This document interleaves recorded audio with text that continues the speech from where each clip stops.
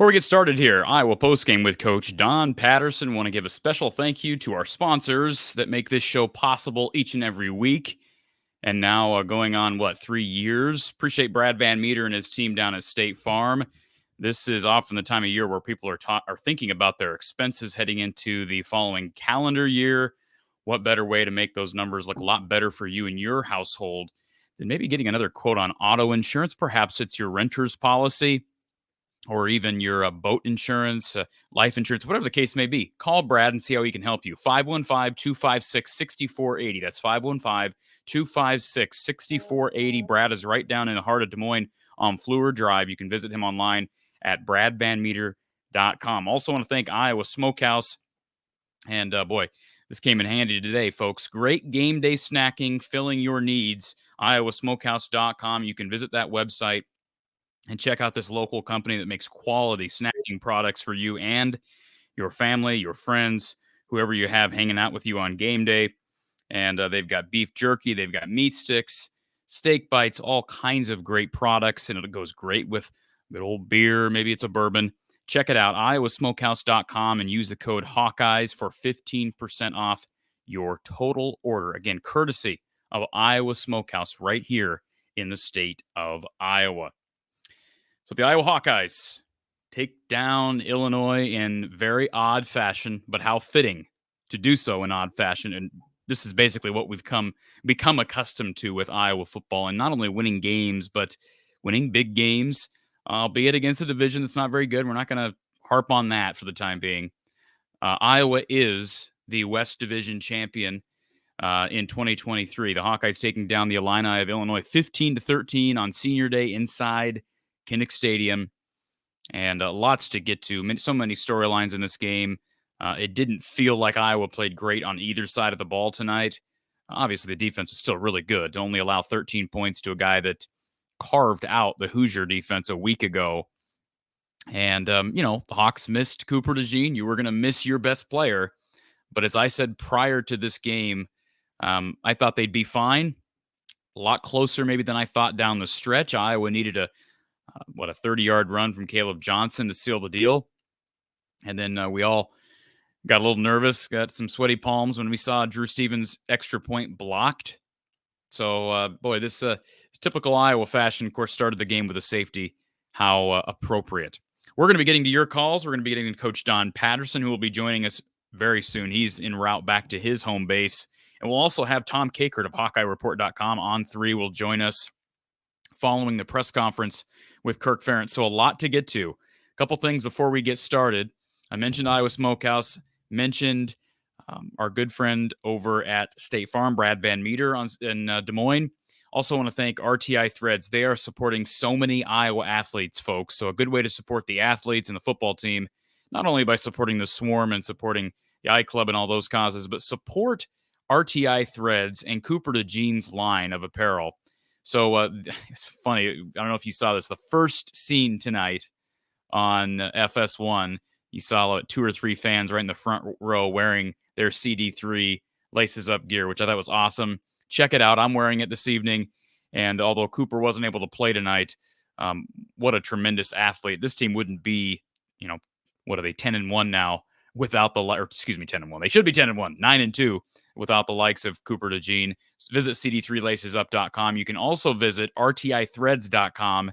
Again, that's rtithreads.com, and you'll find apparel lines for Aaron Graves, Aiden Hall, Zach Lutmer, Carson Shire, a bunch of young guys, and they're only going to get better, bigger, and better. A bunch of small-town kids, but boy, we've seen so many great small-town stories from this program in recent time, whether it be Jack Campbell, T.J. Hawkinson, Cooper DeJean. It's amazing what Iowa does with the small-town athletes, and they've got some good ones in the wings. But again, cd3lacesup.com, rtithreads.com. So here's the deal, folks. If you want to call in and chat with myself or Coach Don Patterson, you can do so. The number to call in is 515-635-1601. The link to call in via StreamYard, which is the easiest, most straightforward way to call into the show, ask a question, make a comment. We're going to try to keep comments to about a minute, right? So I've said this before. I haven't always stuck to it depending on the circumstances. I know it's going to be a busy evening because it's a great result, right? Just a huge result. When do we ever get to talk about Iowa clinching a Big Ten West championship? This is the second time in the history of this show, but rare air and great air to be in this evening. So again, StreamYard, 515-635-1601. I'll also throw the link to the StreamYard studio up in the live chat for anybody that can't find it in the description because maybe you're not very tech savvy. We don't judge you. We just love you. All right, Iowa Smokehouse. Our Iowa Smokehouse call-in line sponsoring the show this evening. We'll go to our Iowa Smokehouse caller number 1, and it's Alex, who is here bright and early. Alex, bright and early. Good evening, sir. How are you? You were almost on the stream before I was, so I consider that bright and early. Well, I was excited. So great win by the Hawks. Obviously, winning the Big Ten West champ. I know you said to keep this short, so I'll go through my notes real quick. But outside of the game, I didn't care for Devin Gardner. I did not like him as a color commentator. That was just my personal take on that. I just didn't care for him. But that's just me, I guess. Bad officiating all around. Go ahead. Yeah. Real quick, you're not going to like my response to that because I actually really like Devin Gardner. I think he jumped the gun a lot on a lot of things before things actually played out. Again, that's just, I don't think he's the worst one I've heard. I just didn't care for him. And I think this is from recent memory the first time I've heard him commentate on an Iowa game. He's probably done a couple more that I don't remember. But this one, for some reason, just kind of he got a little bit under my skin. But what was it about Devin Gardner that got under your skin? I'm just curious. It was a lot of his commentating was very. It just seemed like it was very pro Illinois. Like he didn't give Iowa a lot of credit. It seemed like there was a lot of times, especially when Iowa's defense was on the field, he really hyped up John Paddock, and John Paddock, has done, exceedingly well. He deserves the praise he's getting for, for the effort and everything he's done for the team. But it almost just like Iowa was defense was a second thought. That's just kind of what I took from it. Obviously, the offense being the offense. I didn't get that. I will say this. I thought he made some really good points in the first half, specifically calling out some of the officiating that actually was pro Iowa. There were a couple odd overturned calls in that first half, and I'm anxious to talk to Coach Patterson about them because one of them was, I believe, a pass interference that was overturned. Clearly was pass interference. Clearly. And there was a lot of those. Well, but they picked up the flag, Alex. It was a very odd decision to pick up a flag on an obvious pass interference down in the red zone, actually. And I believe there was a catch that was ruled incomplete on a crucial third down earlier in the first quarter. And I know it wasn't conclusive when I saw it on television, but they did a quick review and overturned that as well. Brett Bielema called a timeout. They did not go back and review that formally, and I thought that was unfortunate for Illinois. Now, with that being said, I thought there were a couple really odd calls. The Quinn Schulte roughing the passer was an unfortunate one. And Devin Gardner, by the way, is a former quarterback. That's probably part of the reason I like him, because I think more often than not, he knows what he's talking about as it relates to offense. But he's a little bit edgy, and I like that in a commentator. And I'm a Gus Johnson guy. I mean, I don't need a guy to be. I like Gus. Makes a lot, but he makes a lot of mistakes, Alex. Yeah, a lot of I like the energy Gus brings. Yeah. But you brought up the officiating. Like, yeah, Iowa got away with a couple penalties, and then that roughing the passer, I think, was kind of like maybe a small makeup call because it was pretty soft. But yeah, it was just in this crew that I've seen that Iowa's had. I can usually tell by the head ref who makes the announcements of the penalties. Usually they're a pretty decent crew, but they just kind of had an off night, kind of like Iowa only gave up 13 points, but it just seemed like they had an off night just because they were just super sloppy. I mean, a lot of penalties. Iowa is a very clean team. They committed a lot of penalties today, which was kind of surprising for them. But one thing I'll say, and I don't know if there's any truth to this, and I'm sure nobody's going to be able to tell us matter-of-factly, but one thing that I did think about is it's an emotional day. Senior day is always an emotional day. And we heard about this kind of heading into this game.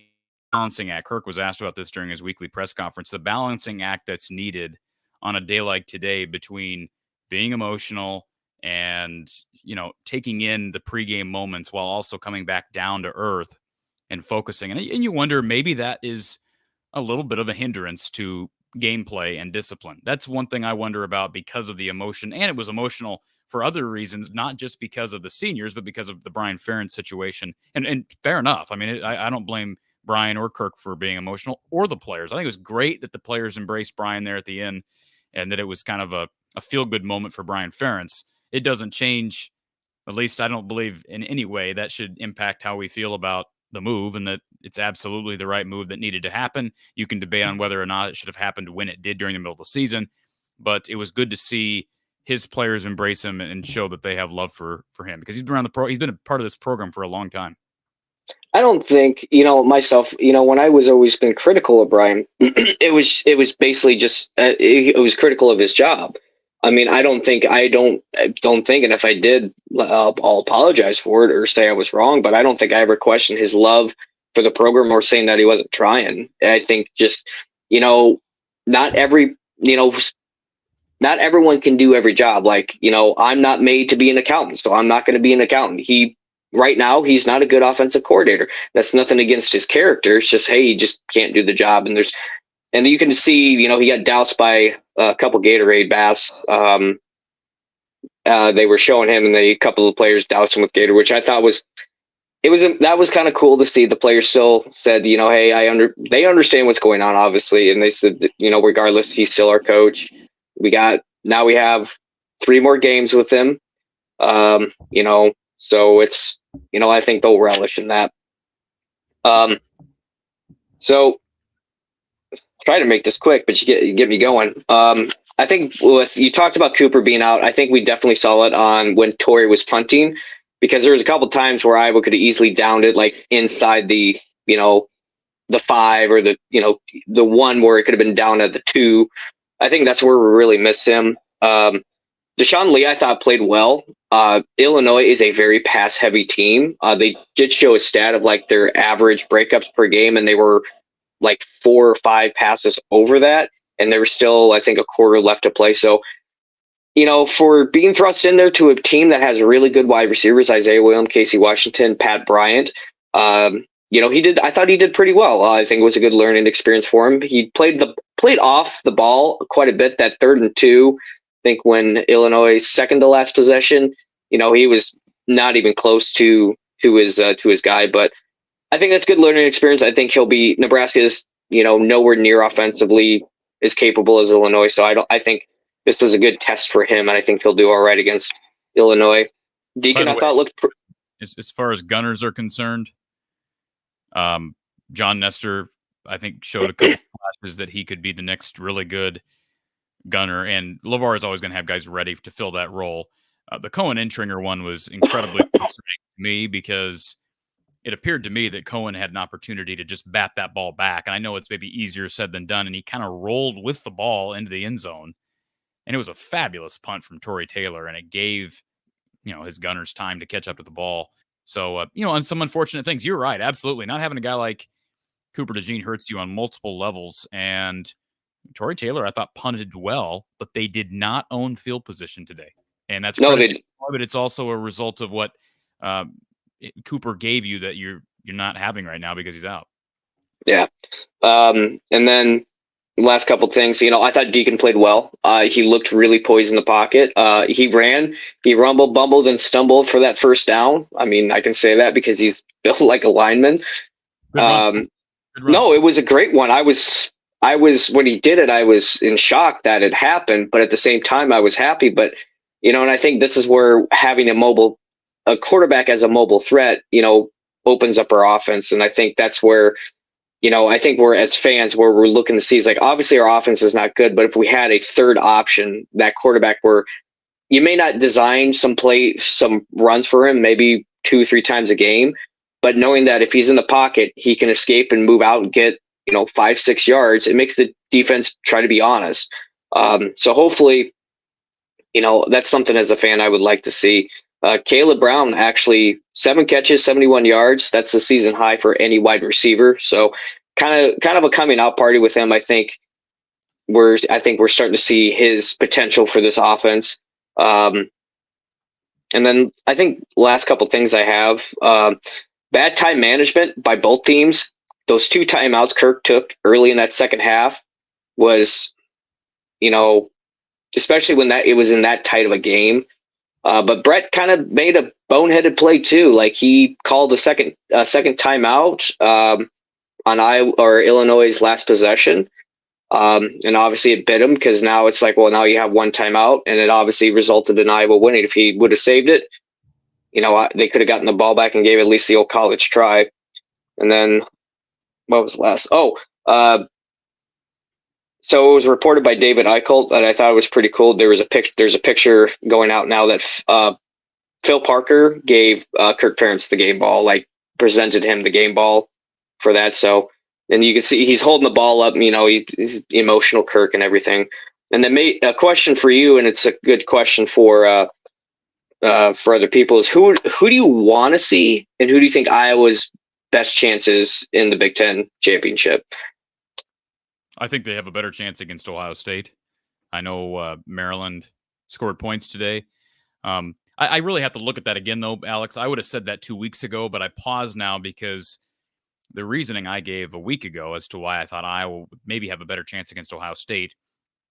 One, Kyle McCord simply has not been as good as C.J. Stroud was a year ago. And I think if there's one guy who can challenge Marvin Harrison Jr., it'd be Cooper DeJean. But DeJean will not play in that game. So I don't really know. They're not great options either way. I mean, it's just like, which one do you feel like we're going to get less embarrassed by? It's a Hawkeye fan. It's a fan that I shouldn't say that. I want this team to win, but it's just like, I don't think it's wrong of me to be kind of honest. Like, which team gives us a real fighter's chance? So I don't know. I mean, right now with Cooper out and Marvin Harris, Yeah, I might flip that take, given the fact that Cooper is now out and seeing Michigan struggle a little bit today with Maryland, a team that's kind of been on a decline in the last month. I would rather beat Michigan because I just don't like Michigan right now. And I haven't liked Michigan for quite some time, but the whole sign stuff is really irritating to me that I have to keep hearing about it. And I don't like Harbaugh, and I don't really care what other people think about that. I just don't. But if you're asking who do I think they have the best chance against, I don't think they have a great chance against either team, especially without Cooper. But I might tend to go more towards Michigan now. I just have to evaluate this. We'll see what happens. I mean, they got another game against Nebraska. It's going to be a challenge on Black Friday because Nebraska's going to be doing everything. They're going to be fired up. Game. Absolutely. Yeah. So, but that was all I have. Just again, thanks for everything you do. Thanks for letting us fans come on and celebrate. Or vent, depending on the certain outcome. Obviously, there's been a lot of celebrations going 9-2. Trying to get to that 10th win. But otherwise, I'll get off so I can let other people. You can let other people get on. So thanks for having me. Tell Don I said hi. Sounds good, sir.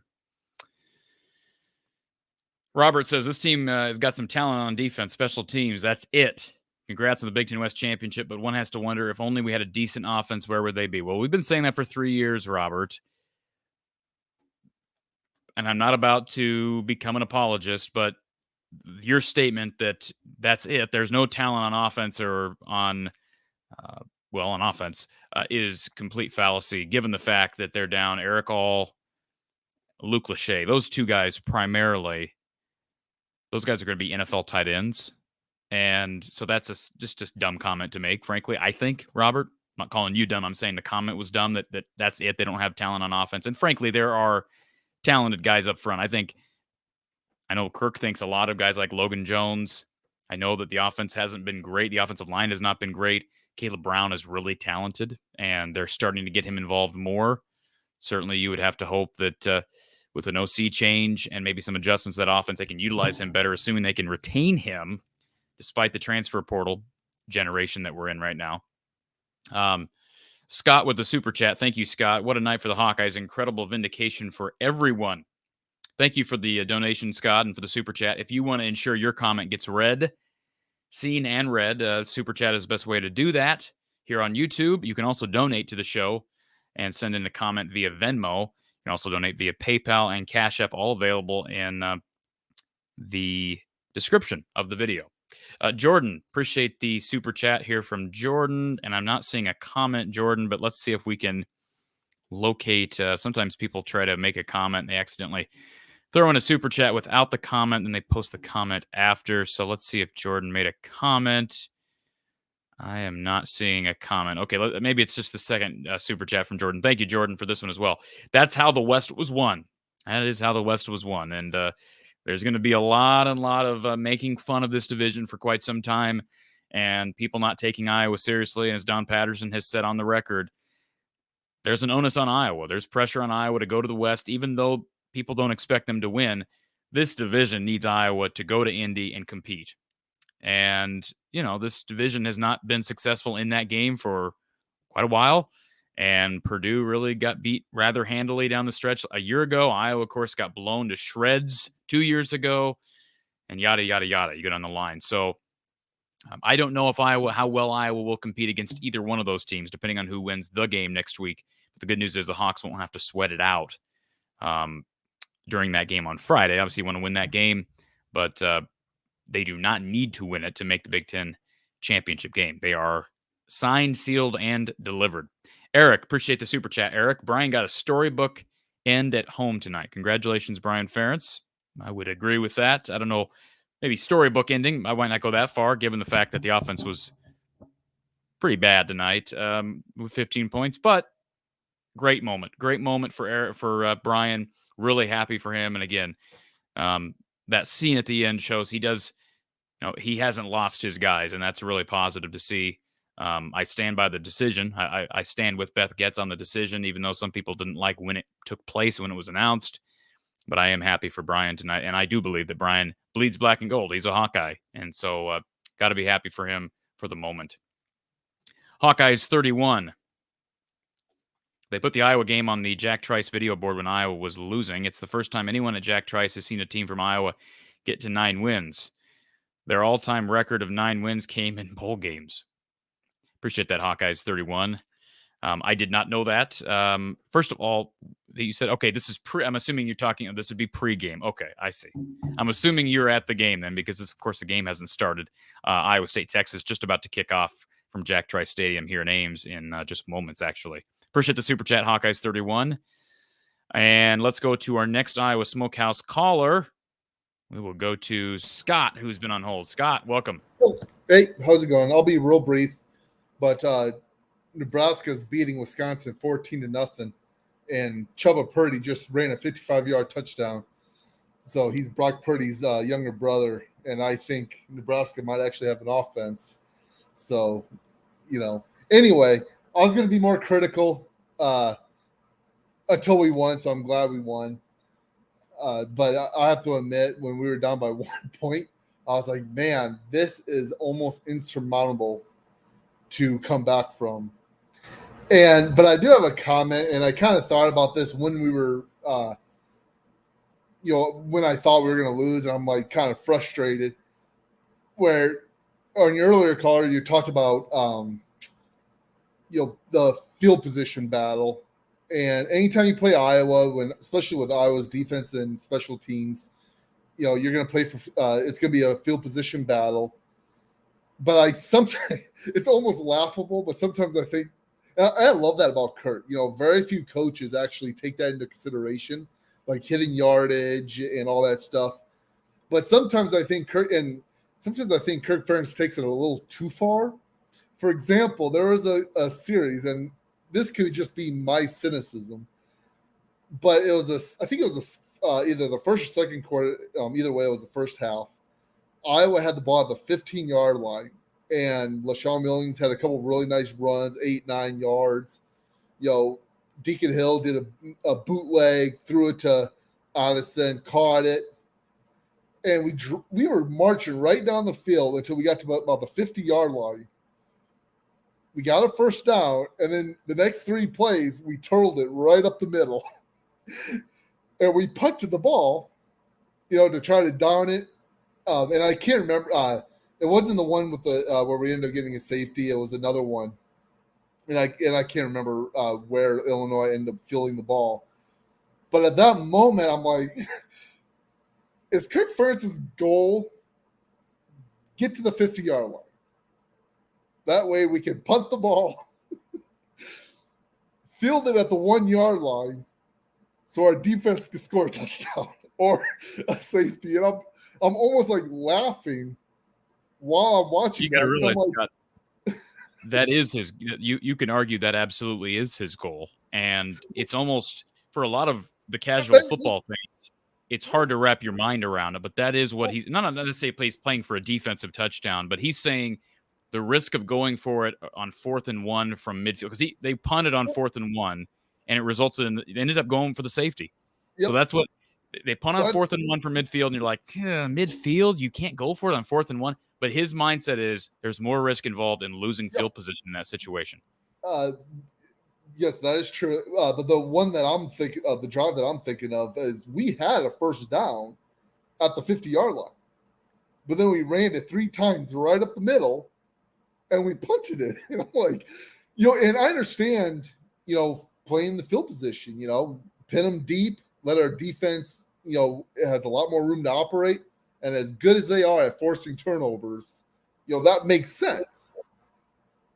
But that should be a secondary goal. The first goal is let's keep getting first downs. When I was watching that drive, I just started laughing because I'm like, oh my God. Well, I'll give them credit tonight. There was a time, I think it was when they were down, but I questioned whether or not they would do it. When you fall behind, when they get a 10 to 15-yard penalty on first down, it's 1st and 20, 1st and 25. We saw them, I think, a week ago on 1st and 25, just completely give up. They basically just ran the ball 3 times and we're punting. Forget this. We're not going 25 yards in 3 plays. So this is just how they're it's at an extreme level right now because of the struggles of the last 3 years. Kirk's always been this way, but it's just at an all-time high right now. And so it's I Yeah, I love the field position battle. It's one of those hidden yardage. It's things that it's unseen advantages, but there's always I'm going to take this to the extreme, just like a guy like Jeff Braun, where he's throwing it 70 times a game. It's like, okay, you're taking the passing game almost to the extreme. Sure. But there is something to be said too. If something is effective, hit it till they stop. True. You can't argue. I don't think you can necessarily say that about Iowa, but the fact of the matter is, Scott, that Kirk would say we win a lot of games like this. So you trust me because I know what I'm doing when I'm punting on 4th and 1 from midfield. And more often than not, he's right. More often than not in this division against this schedule, he is right. It's not pretty, but he is right about the wins. 9 wins and probably should have been 10 wins. But anyway, I'm glad we won. And I just want to say to all the people that are worried that we're going to get blown out by Michigan and Ohio State, we probably, there's a good chance we will. But in 1980, nobody gave the American hockey team a chance against the Russians. Oh my goodness. Don't bring this up. Don't bring up the Iowa-Russia hockey game from 43 years ago. Okay. Whenever people want to talk about a miracle, they bring up some once in a lifetime type of deal. Like, well, you remember in the 2nd century when they were playing kick the oyster, and come on. I'm all for miracles, I'm hanging on to something. You hang on to it. I'll go for it, Scott. Hey, that means we have a chance. But anyway, I'm gonna go smoke a cigar and drink a couple scotches. So, have a good rest of the night. Appreciate it, Scott. Ed Rogers in the chat. Who's going to hire Brian now? I know there's probably some sarcasm with this question. He will get hired somewhere, folks, because I guarantee you Brian is considered to be a good candidate for a variety of tight end coaching jobs, maybe even some O-line jobs. Could probably coach running backs.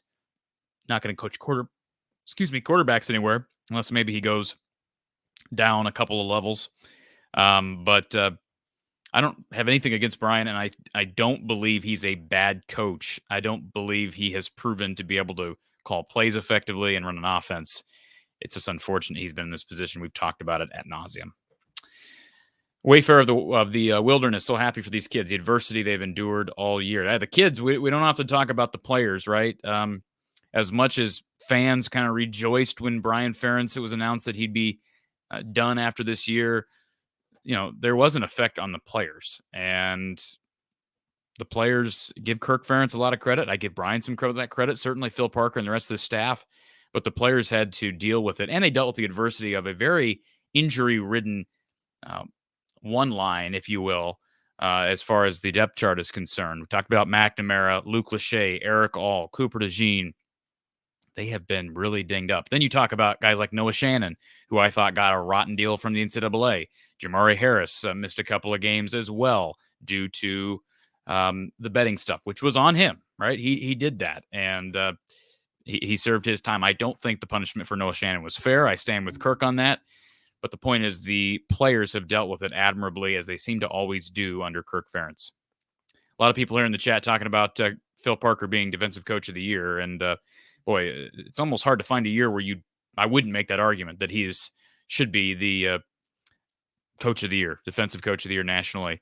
And what's the Assistant Coach Award? Now my mind is blanking, but yeah, I know he's on the finalist list of that, and well deserved. All right, let's go back to our call-in line. We'll go to our Iowa Smokehouse call-in line with Corey. Not me, but a different Corey. Corey, welcome. Hey, I didn't think I was going to get in. Well, why wouldn't you get in? I don't know. Ignored you in the past, Corey? I like your name, though. Sick name. Hey, spelled the right way, too. Can we just make that clear? Yes. I get the EY all the time. It's awful. But, yeah, long-time listener, first-time call-in. Man, I'm just happy to be Big Ten West champs after all they've been through, and I'm all about grinding it out and getting the job done, and that's what they did. At the end of the day, be happy they're Big Ten West champs, and they're not going to be 5-4 Big Ten West champs. Yeah, exactly. very easily the winner of this division could have been 5-4, and you win a division, but no national respect. Not that Iowa's beloved nationally, No.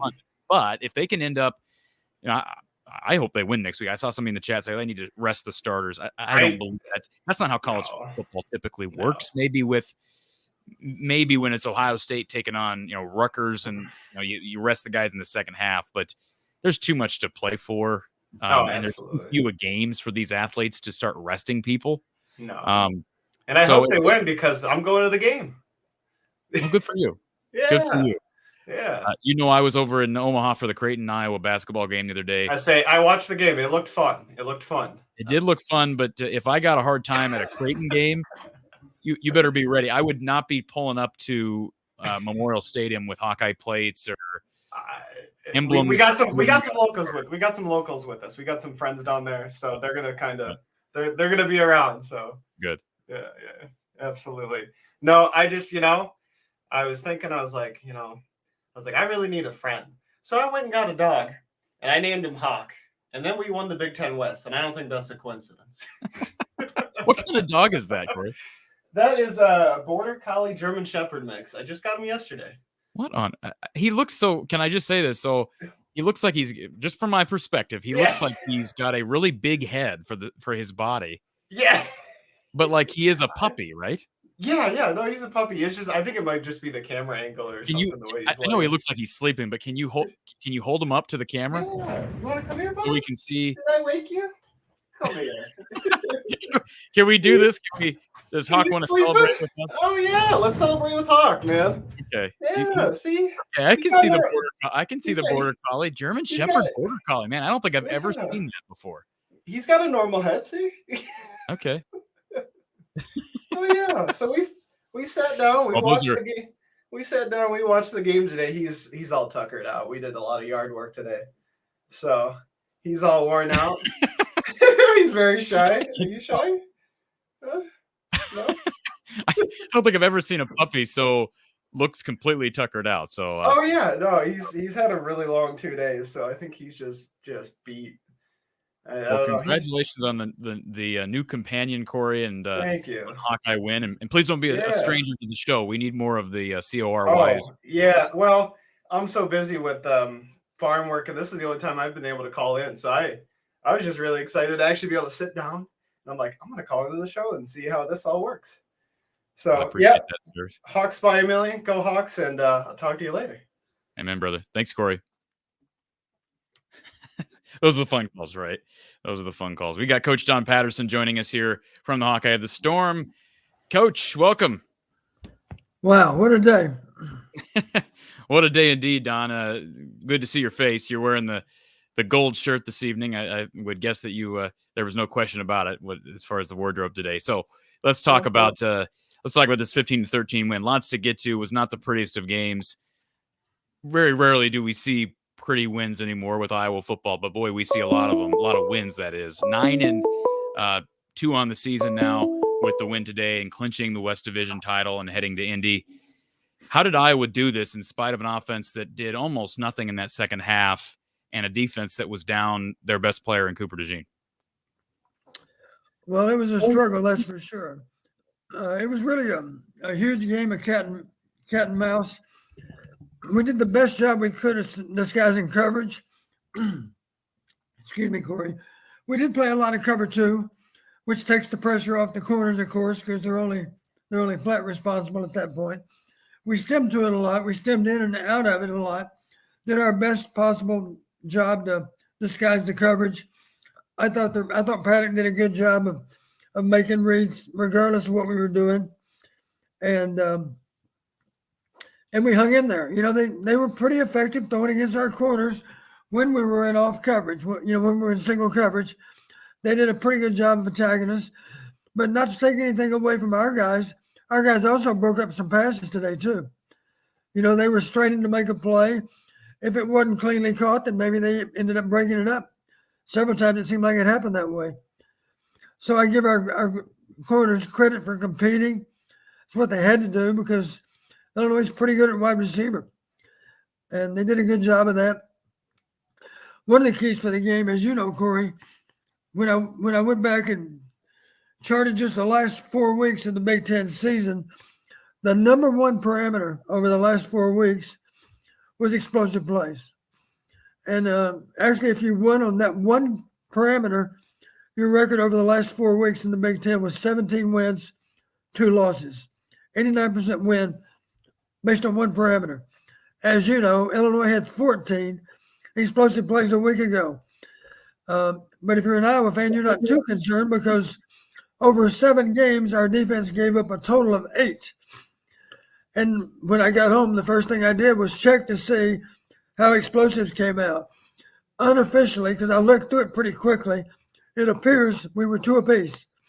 We were dead even on explosive plays. Isn't it appropriate, though? The difference in the game, both of our explosive plays happened to be super explosive. And the last one, as you well know, was worth 30 yards and worth a game-winning touchdown. So we had 30 and 31-yard plays. Isaiah Williams had a 32-yard play, as I recall, and a 20-yard catch. That was their 2 explosives. Our 2 explosives were worth more, and only appropriately, our second explosive play was the game-winning touchdown.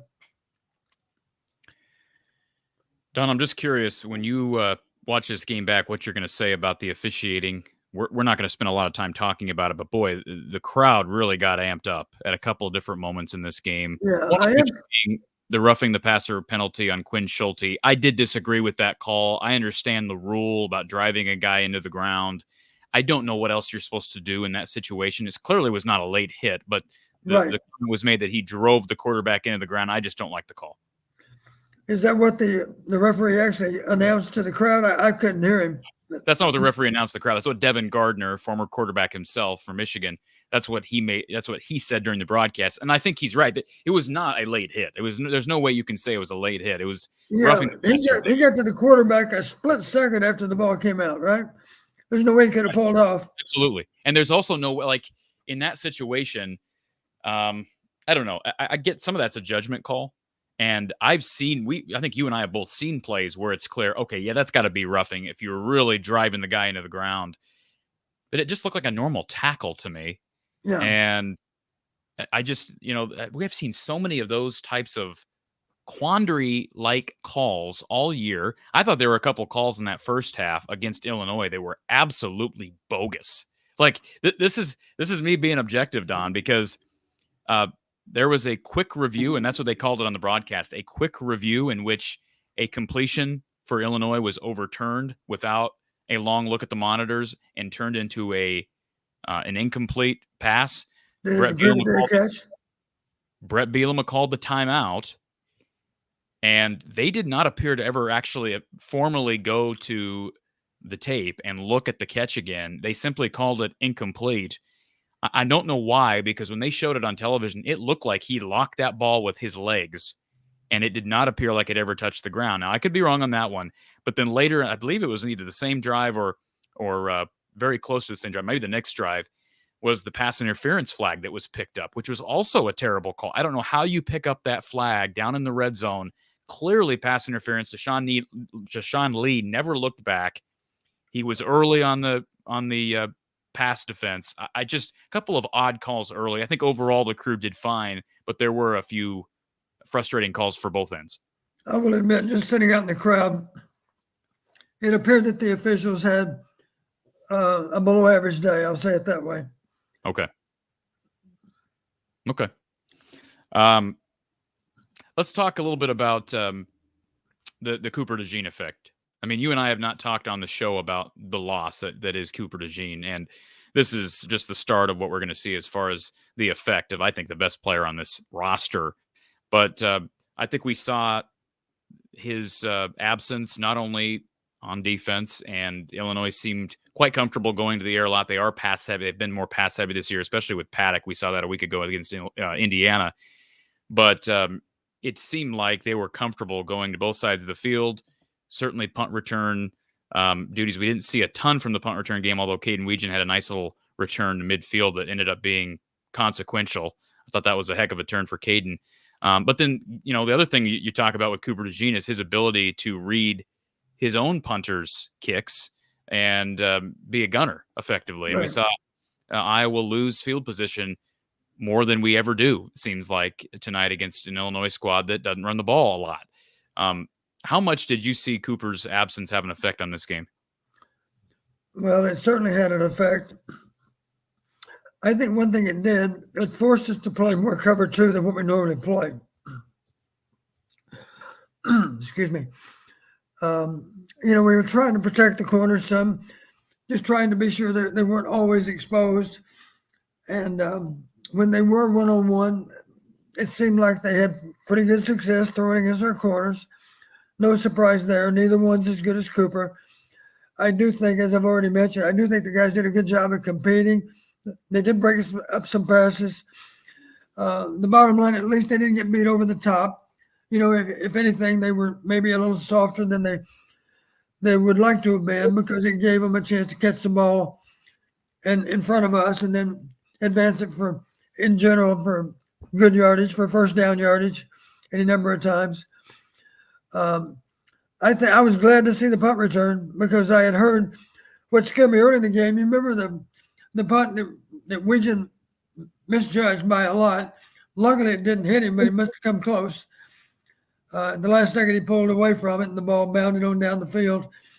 But that scared me a little bit, because I thought Cooper's such a reliable fielder. That's where it all starts, of course, is you got to be able to field 99 out of 100 punts. And if you muff 90, if you catch 90%, well, that's 4% drop. If you have 50 punts over the season, that means you're muffing a couple of punts, right? So it adds up pretty quickly. It's got to be against all principles that you ever lose possession by muffing a punt. And that first misjudged punt in the game concerned me, but I'm really glad to see Wiggin at the end comes up with a big return. And it set us up for maybe one of the shorter fields we had all day. I think it put us out to the minus 45 maybe. But we did drive on down the field and pick up our winning points off that possession, right? So, being a gunner, you're at the mercy of the bounce sometimes. But I do think, in general, Cooper can get down there faster than any other gunner we have. And in that regard, he's more likely to be positioned on the goal line, waiting for the ball to come to him. We were maybe a little bit in a lag position to try to cover those punts as they batted toward the goal line. Don, how would you evaluate the offense today overall? Well, I thought the first half, we did a good job of running the football. We were ahead of the chains most of the time. Credit to Illinois for making good adjustments, because second half, we didn't run for a lot of yards. For that matter, we didn't gain a lot of yards either, as you know. I think we had around 180 at halftime, as I recall. So the second half, third quarter, we had next to nothing, maybe 20. And then the fourth quarter, we picked it up a little bit when we needed to. So that was good to see. But one thing I think that comes to mind for me, I think in general, something for us to think about going forward, because we do have a minimum of 3 more football games. Try to find a way to be better with our adjustments as the game plays out. This game reminded me a little bit of the Minnesota game. By that I mean, in the second half, Minnesota came up with a plan that all but stopped us on offense. We gained next to nothing in the second half against Minnesota. As a result, we lost the game. This second half, we struggled too. Certainly, we moved the ball much better in the first half than the second half. But thankfully, our defense really held in there. Here's one thing that comes to mind for me that's going to get overlooked. I think one of the keys to the game is our ability to get our hands up and deflect passes at the line of scrimmage. Let's face it. Correct me if I'm wrong. Third and fourth down on their last possession were 2 batted down passes. Correct. That's huge. Absolutely huge, because that's something that Kelvin Bell and Phil Parker must emphasize, because Iowa seems to do a really good job, even with linemen that aren't particularly tall, or Joe Evans is not particularly tall with a huge wingspan, but he gets up and reads passes really well at the line of scrimmage. Yeah, absolutely. Let's face it. If the ball left Paddock's hands, as a fan, you couldn't help but think, oh my God, it's probably going to be a completion. I don't know what his numbers were for the day. They weren't great, but they're still pretty darn good. He's proven he's a pretty accurate passer. I'm not talking about today so much as the last couple of games, but even today he threw a lot of nice balls. And I know one thing. I was just thrilled that the ball didn't leave his hand. He left his hand, but didn't cross the line of scrimmage. Real quick before we move on, I want to get to a couple of super chats here in the chat here. So Jesse, appreciate the $15.13 super chat in tribute to the score this evening. In Iowa City, there is no offense, yet in heaven there is no beer. It's incredible how they keep winning these games. Go Hawks. Thank you, Jesse. Appreciate that. And more power to them, right? However they can get the wins at this point. They got a chance to be 10-2 heading into the Big Ten championship game. You could argue they should be 10-1 right now. But Minnesota game aside, they are 9-2 right now. John, appreciate the super chat as well, John. Thank you, Deacon, for proving me wrong. Season full of abnormal adversity. Big Ten West champs after everything. Go Hawks. And Don Deacon was not great this evening. I thought he was pretty good in the first half. I thought he had a really nice pocket presence in the first half. Nice touchdown throw in the back of the end zone to Addison Estringa. Became a running back on a critical down in the red zone, which you like to see him do. I mean, tough, big body run. It looked like a Big Ben type of run, being willing to get up even with the big body. I thought in the second half he kind of reverted back to some of his ways earlier in the year. And I just go back to the conversations I've had with you. I just wonder, what is the ceiling for consistency with a guy like Deacon Hill, who maybe doesn't have that? We talk about the groove throwing motion. He kind of throws from his hips. His mechanics aren't always the best. You just wonder, what's the upside, right? What's his ceiling for consistency? I just don't know that we're ever going to see that unless we see some of the mechanical issues fixed. Well, near term, it's going to be hard to have much of an effect. Long term, it could certainly have a big effect. You know, he could be an entirely different, I should just say, an entirely more accurate passer a year from now than he is now. It's going to be hard to change that, of course, over the next few weeks. You know, I have to admit, I was nervous about some of those passes in the second half, in particular, that were thrown over the middle of the field. Several times there were balls that you had to be a little bit nervous as to whether or not we were going to get picked. Thankfully, we didn't. We had a ball that absolutely should have been a pick, of course. That was Castro. They had a ball or two that might have been picked also on the part of their defense. So, thankfully, correct me if I'm wrong, I think we were dead even on turnovers. Nobody lost one on either side, I believe. Does that seem right? I'm going to be able to tell you in 2 seconds. Turnovers on the day. Let's see here. Oh, I hate why do they place turnovers? Where do they place turnovers on the we always do this. Let me put it up right quick. I've had more practice with reading these than you, Corey, so maybe I can come up with it quickly. Turnovers are always the ones that I don't understand why they place them where they do on this official box score. Yeah. No, I don't see any. John Paddock had 1 sack, no interceptions. Deacon Hill had no interceptions and 4 sacks. And there were no fumbles lost. There were a couple of fumbles in the game, but none lost. Yeah, we lucked out on one. You know, it was ruled a fumble. And thankfully, I believe, who got on the ball? I believe it was, who was it? Well, one of them was Seth Anderson. It was Seth. Yeah, it was Seth. Because there was a fight for the ball, right? They weren't far from being on it also. Correct. Yep. Boy, a really close game in a lot of areas. I just see even on first downs, very even in terms of total offense, of course. Well, my gosh, 280 versus 281. I didn't realize it was that close. 1 yard difference. Yeah. Incidentally, their guy, even though he's an accurate thrower, 22 for 47. We had more high percentage passes, I think.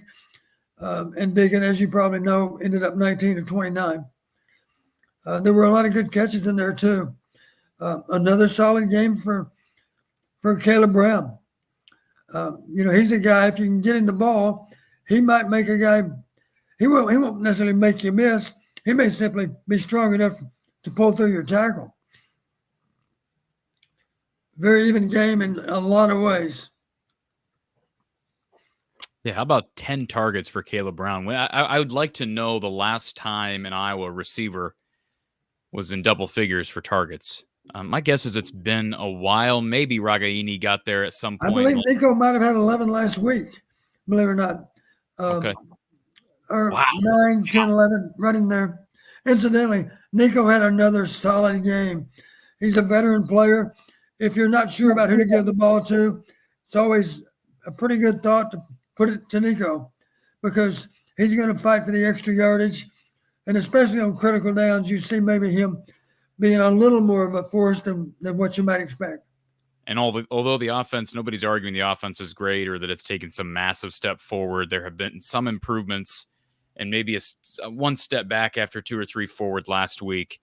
One of the things we've been harping on for 3 years, Don, is wide receiver involvement. And you could argue that maybe Kirk and Brian's hands were forced as it relates to that facet of the game due to all the injuries at tight end.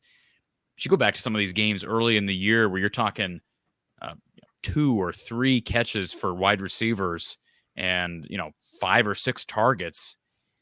You look at the stat sheet tonight, you've got Caleb Brown with 7 catches, Nico with 5 catches, Seth Anderson with 2 catches, and collectively over 20 targets for your receivers. That's what you want to see. I mean, Addison Estringa had a solid day with 7 catches again, just 24 yards, but 7 targets, 24 yards on 5 catches. Steven Stilianos drew a pass interference in the game as well. But I do give Brian and Kirk credit for this. They have involved the receivers a lot better than they were earlier in the year. And involving Caleb Brown at this point in the year is consequential because the transfer portal is an ongoing thing. And if kids aren't getting involved or don't feel like they're getting a fair shake, they're apt to leave. And I think they've at least made a case to retain Caleb Brown heading into next year. We'll see what happens the last few games. That's a very true statement. How about this time of possession? Almost 34 minutes for us versus 26 for them. Did a good job of keeping the ball away from them. We barely won on critical downs. We're 6 out of 16. They're 5 out of 16. And we did lose on sacks, but we won in a lot of other areas. I'm pretty sure when we traded punts, we won again. I'll find it here in 1 second. What happened on the PAT? I wonder what happened. It was blocked. It was blocked. But Correct. It looked like it came out really low. Was it not that low even? You know what? I will say this. Fox did not do a great job of showing that. In fact, they didn't replay it once before the commercial. They just went to the commercial break, came back, did show it later from one angle, but that's all we got. And in fact, I sent a quick message to our friend Kyle, who was at the game, and I asked him, was that blocked? Because I couldn't tell on the TV film at first. Yeah. And he confirmed that from his point of view, it was blocked, and then we saw it on the TV tape later. Based on where we were seated, you really couldn't tell. It appeared that it was simply a really low kick.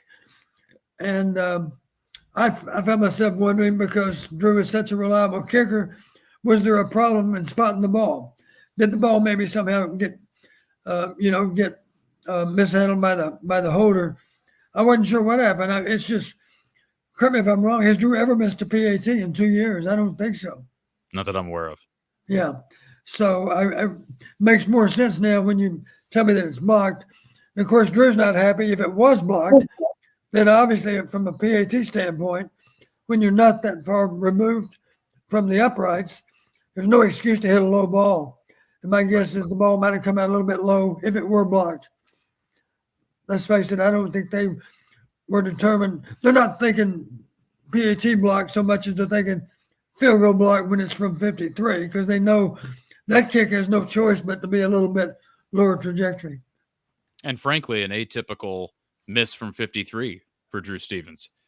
Typically, Drew Stevens is really solid from 50 plus, and missed one from deep today, Don.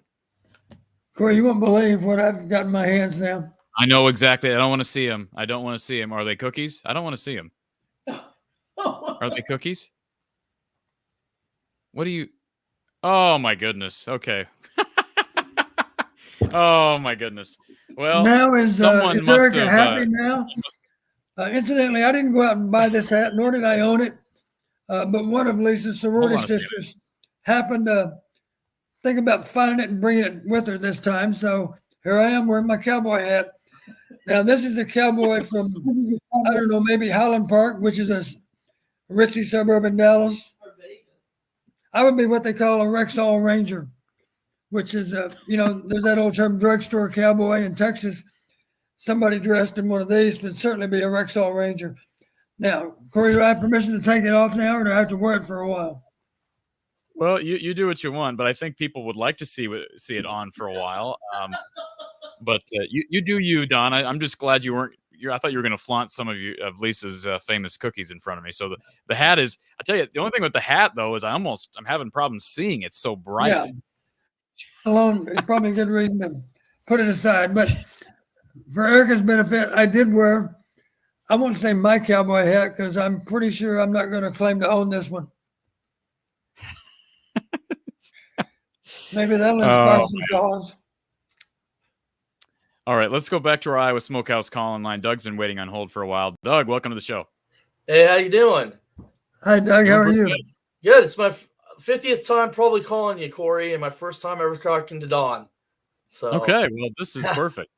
Well, I'm a proud Ames High alum right now with Joe Evans. I thought we had our only sack. Joe had our only sack. Joe had 3 pass breakups according to the stats. I just looked up on ESPN where he got his hand up, batted the ball down. Very proud of Joe. A shout out to Bruce Vertinen, longtime head coach at Ames High. I know he did a lot with Joe's development, and he did a lot for me 20 years ago when I was in school there. Don't know if you know Bruce, Don, but anyway, he's been there for a while. Coached like Aaron Greving and those guys. I don't know if you remember Aaron, but I was just very proud of seeing what Joe has done. He didn't have anyone interested 6 years ago. He was going to go to UNI or Western Illinois or somewhere like that. And Kirk said, "Hey, come on. We'll, he was a middle linebacker quarterback, Yeah, you got to figure out where to play him. Well, that's what that's what Kirk said to him. We're going to find a place for you. You're a good athlete, a good person, a good player. And that's what Kirk does. He finds a place for a lot of those guys. Dallas Clark, I believe, maybe you guys brought him in 99. I don't know. Dallas Clark was a middle linebacker too and turned into a tight end. Yeah, I think so. Yeah, I mean, that's just something you guys do, and it's something what Iowa does. You find a guy that was maybe a quarterback that can't quite throw, but you put him in at free safety, and he does awesome.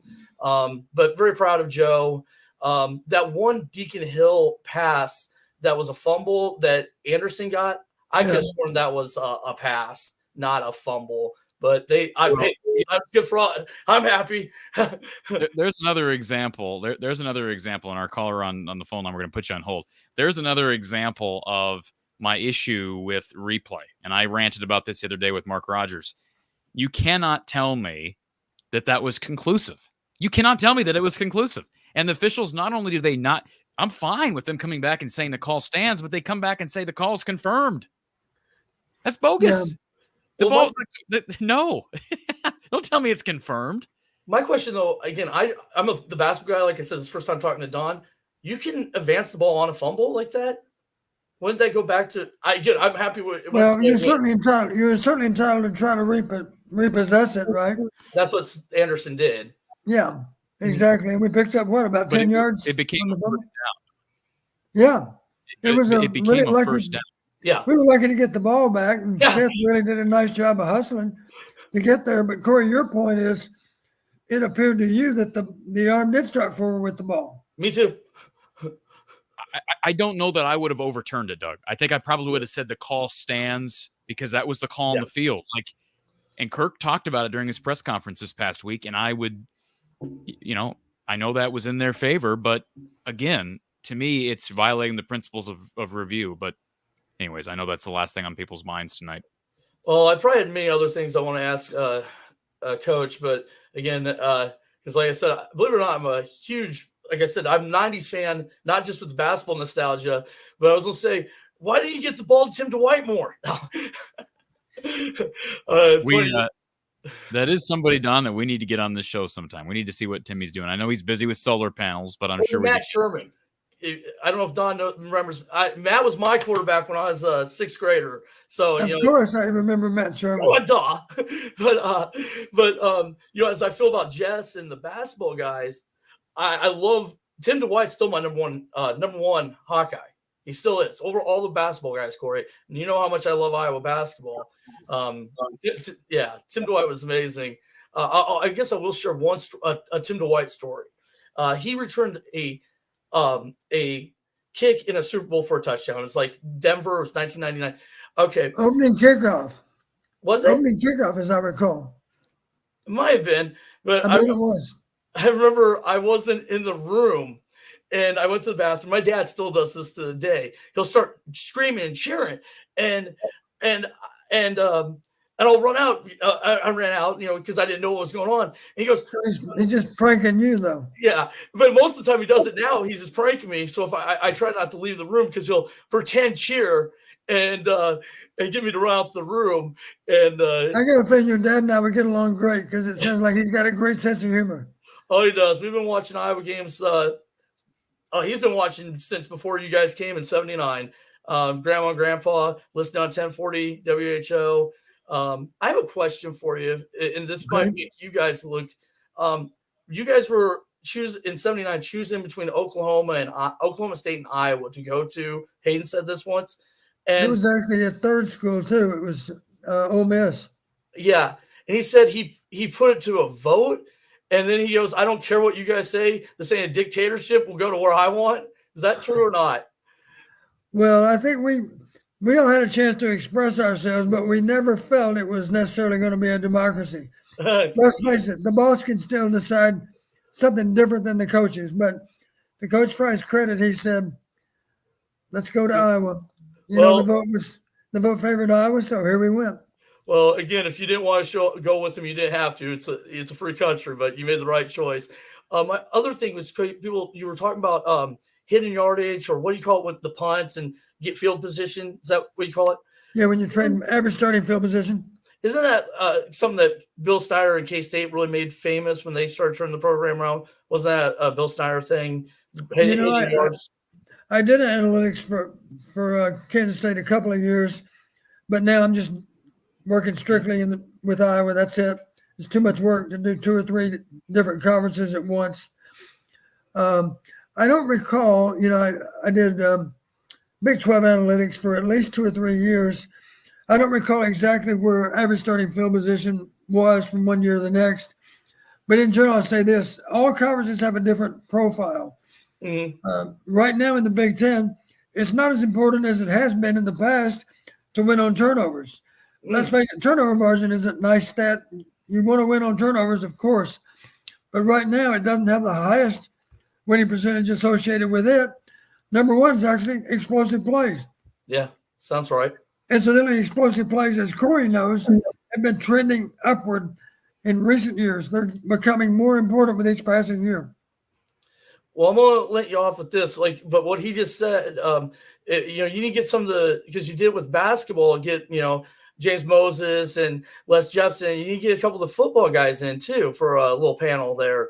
Like I said, Matt Sherman or Tim Dwight, people like that I grew up with, or Tavian Banks, I know has done other podcasts, people like that. Wait. I've had Tavian on the show before. You've had Tavian on the post game? Not on the post game, but I had him on a live show. I had him on a live show, Doug. Well, again, I'm usually just doing basketball. So, but here's one thing you might not know. I have a long history with Joe Evans' family because his dad, Spence, was a quarterback for us years ago. I actually knew that. So, yeah. Like I say, I love Ames, but I've always been a Hawkeye. So it was sometimes hard because you might know this a little bit.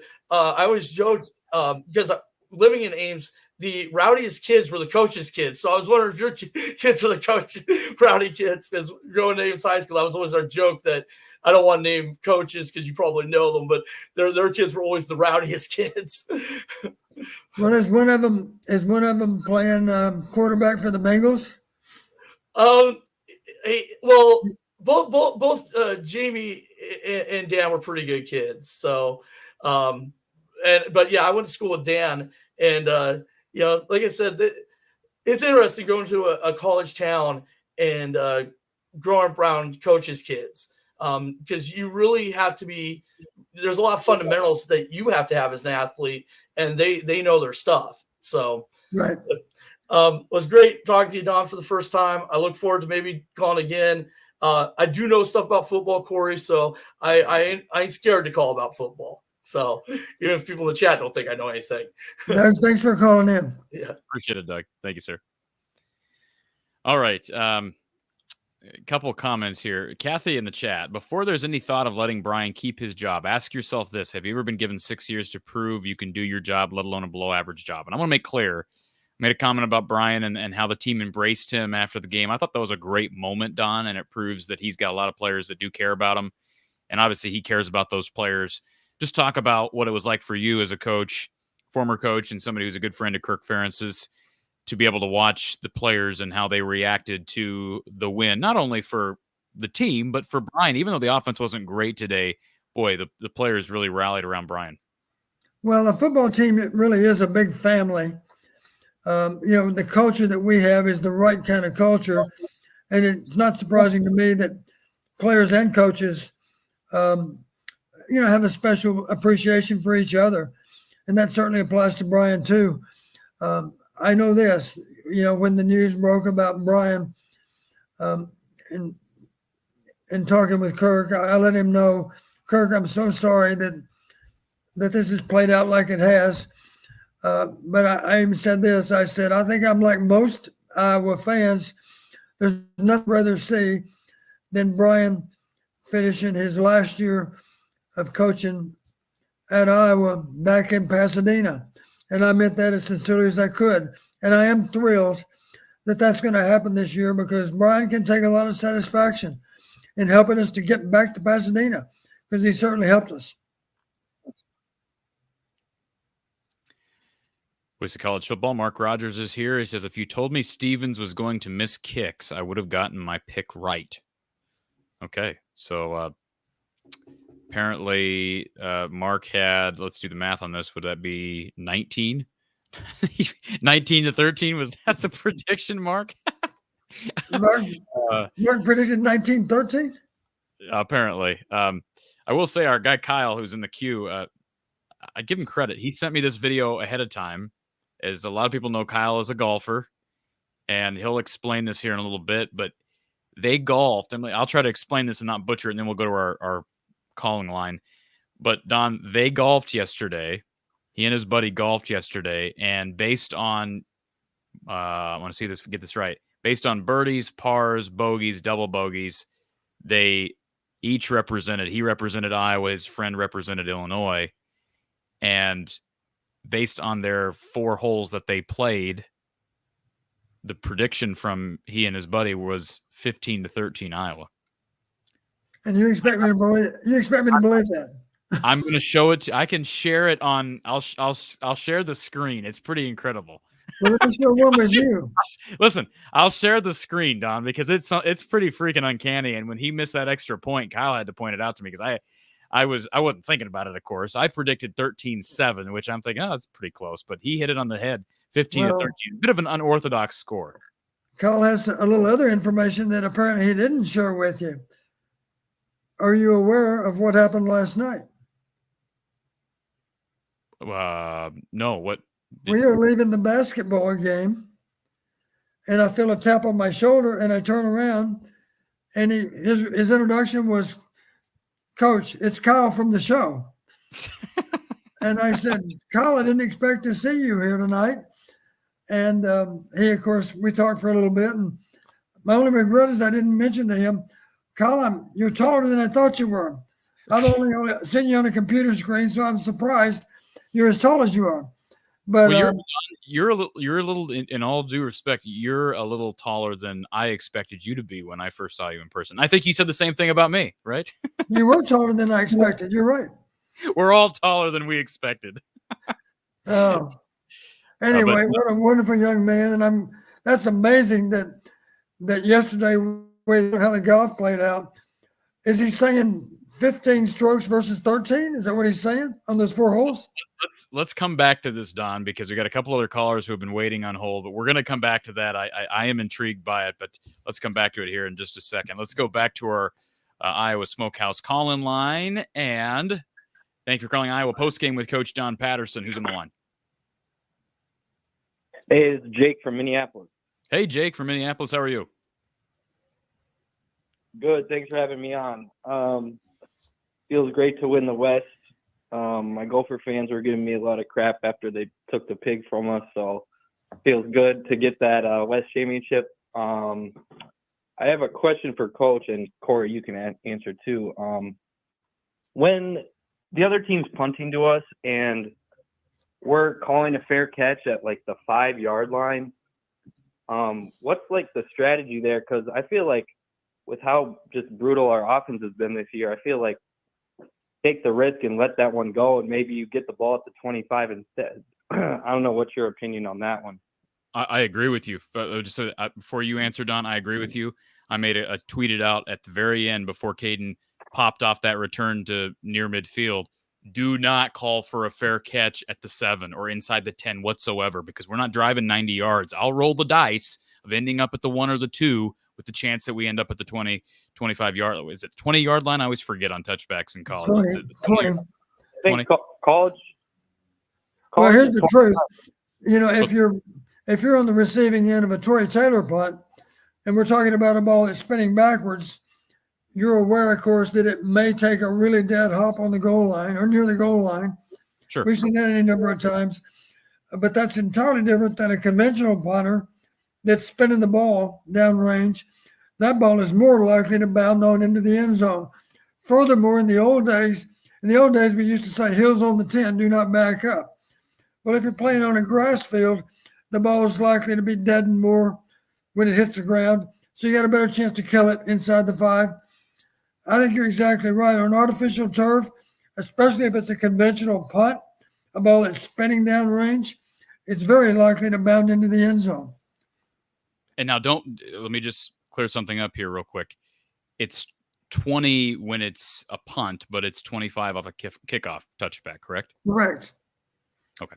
A touchback, as we call it, and maybe they're both referred to as touchbacks, but on a punt, a touchback goes back to the 20. Yeah, and that's 20 yards of difference right there. And if you let it drop and it stays right there, I mean, just tip the cap. But I don't know. I just think even Cooper DeJean even sometimes caught some inside the 10. And I always thought the rule was, like Don said, heels on the 10. If you got to back up, just let it go. So I don't know. But well, in recent years, I think most people would say heels on the 8, do not back up. Obviously, we're comfortable even with Cooper fair catching on the 5, I guess. He's done it any number of times. But honestly, you could argue, why don't we roll the dice and see if it'll bounce into the end zone? Because the 20 looks a lot different than the 5. Frankly, if you're on the -2 or the -5, they're both terrible field positions. So does it really matter too much if you fair catch it on the 5 versus letting it bounce and they kill it on the 2? Neither one's worth a damn. You know, you don't like either one. Incidentally, we do practice what we refer to as the black zone on the field is when you're backed up inside your 10-yard line.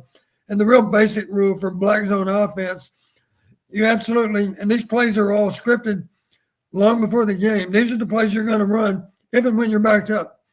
And the plays are designed simply to be guaranteed to generate a first down on 3 downs, of course. You got to get a first down off that goal line because you don't want that punter to be standing in the back of the end zone without at least 15 yards to work with. right, yeah. I mean, there's so much bad things that can happen when you're catching a fair. Like I think we caught one today on the 6th, and I was just like, "What are we doing here?" So, last thing I'll say is just seeing Kirk hug Brian and being emotional. It was so good to see. I feel for the guy, and I'm so happy for him and the players. So, I I'm excited to see next week against Nebraska and the Big Ten Championship. So thanks for letting me call in, guys. Thank you, sir. Call. And yeah, real quick, Don, I know there's comments in the chat about potentially starting, or excuse me, not starting a majority of your starters against Nebraska and resting people. That's not how college football works. That's certainly not how Kirk Ferentz works. I can guarantee you we're not going to do that. Well, nor should they. Nor should they. There's not enough games in these kids' lives in college to be doing that. They're not. I'm pretty sure Kirk feels a lot like I do, because I made the comment 8 days ago. Maybe we can afford to lose another game, but let's not even think that way, because this great conference, the Big Ten, deserves a great championship football game. And for us to be a great representative of the West, we need to find a way to be 10-2. And it looks like we're in the process of doing that. Now, next weekend is going to be another tall hill to climb, but there's no doubt in my mind we're going to show up and we're going to do everything we can next Friday. Okay, comment here by Steve in the chat. He says, the way Iowa players hugged Brian says to me that we may have more people leaving than we like. I don't agree with that.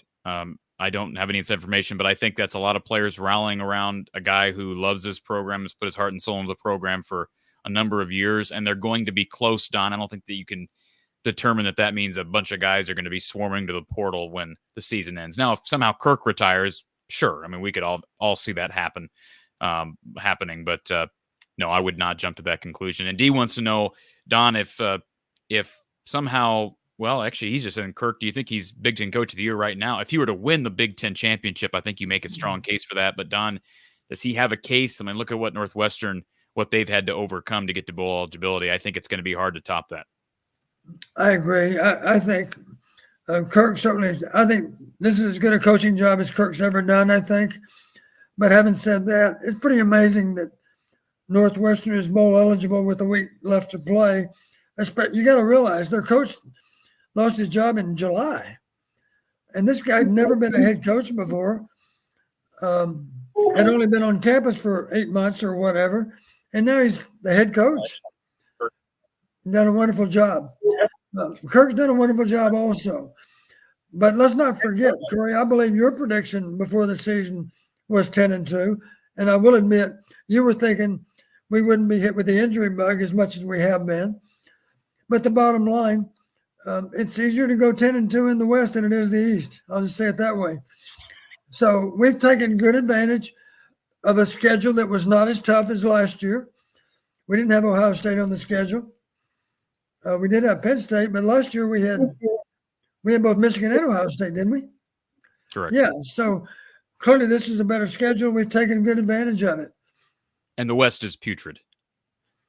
The West is not as good as the East. I'll be more political than you, Corey. Not as good as the East. It's putrid. Anyways, let's go back to our well, actually, before we go to our call online, I want to give a special shout out to Tory Taylor. We could have gone a lot of different directions today with player of the game, and maybe the numbers, and he only had 2 punts inside the 20. Part of that is because they were down their best gunner. He had some beauties today. 51.6 average on 8 punts, over 410 yards on the day for Tory Taylor. And I kind of am throwing him a bone on this because, hey, he's a senior going through senior day. He's played his last game inside Kinnick. And Don, let's not forget, there have been a number of games where we've passed over his name for our RTI Threads player of the game. He has been so important to Iowa's success over these past 4 years now. Let me make another comment about Tory today. Maybe you weren't aware, but I certainly was aware at least twice, if not maybe 3 times, it was a punt. And you've heard me say, I'd like to see Corey. Corey needs to demonstrate this to the NFL anyway, that he can punt in a conventional way too. And he did that today, at least twice. I remember one of them vividly because it was 53 yards. It was fair caught, 53 yards with great hang time. The ball was up there a long time. That's what the NFL wants to see. Of course, they're also glad to have Tory so capable of pooch punting too, as we call it, of sending the ball with a backward spin to die down on the goal line. He can do both. That's going to make him better than any other punter I think that's coming out. It's a good segue into a plug for RTI Threads. I'm wearing this Cooper DeJean, the CD3 Laces Up shirt. And I said this earlier, Don, but you'll see when you watch the TV film back that like the first scene from Fox Sports 1 was some fans in the front row all wearing the Cooper DeJean logo, our RTI Threads apparel. And it was just cool. I mean, you feel so bad for Cooper DeJean with everything he's been through. Go back to what happened against Minnesota. He's been so consistent and important to victory, not only in special teams, but on defense. I'm sure leadership on and off the field. And so for him, his season to be cut short, it was just great to see them win. I want to say for him. I think this win encompasses a lot of different things for Brian, for the team, for guys like Cade McNamara, guys like Cooper DeJean, Luke Lachey, Eric, all these injured players. And Don, I'm assuming there is, even when you coached, there was maybe some of this that went on. When your teams, when you had years where some of your best players were dealing with a plethora of injuries, especially season-ending injuries, was there a sense of togetherness where your best teams with the best leadership came together and kind of ignited and played for those players who were down? Yeah, absolutely. And I don't doubt for a second that's happened this year too. Those players that have gone down with injury are so highly regarded within the team. It's only logical that the guys that are replacing them are highly motivated to not let them down. And I think you've seen that on the part of all kinds of players. It's just interesting to see. Here's a question for you, Corey. Did you on the copy day, Cooper on the line? Was he down there? I didn't think so. You're breaking up quite a bit, Don. Was he at the game? No. He was not on the field. He was not on the field, and the reason he was not on the field is because they did not want to risk him getting hit. He had surgery yesterday. And that's Elliot Clough of Iowa's Rivals site reported that pregame that he ran into Cooper DeJean. It sounds like DeJean was maybe up in the box. I figured as much, that if he was at the game, he was not on the bench. Yeah. Again, CD3LacesUp.com for the Cooper DeJean line, and you can find Aaron Graves, Carson Shire, Aiden Hall, Zach Lutmer, all of their merch lines at RTIThreads.com. We appreciate RTI Threads. Let's go back to our Iowa Smokehouse call-in line. Thank you for calling Iowa Postgame with Coach John Patterson. Who's on the line? This is Randy Hansen again. I'm calling from Texas, and I just had a couple observations and a couple quick questions. Okay. But just being from Iowa,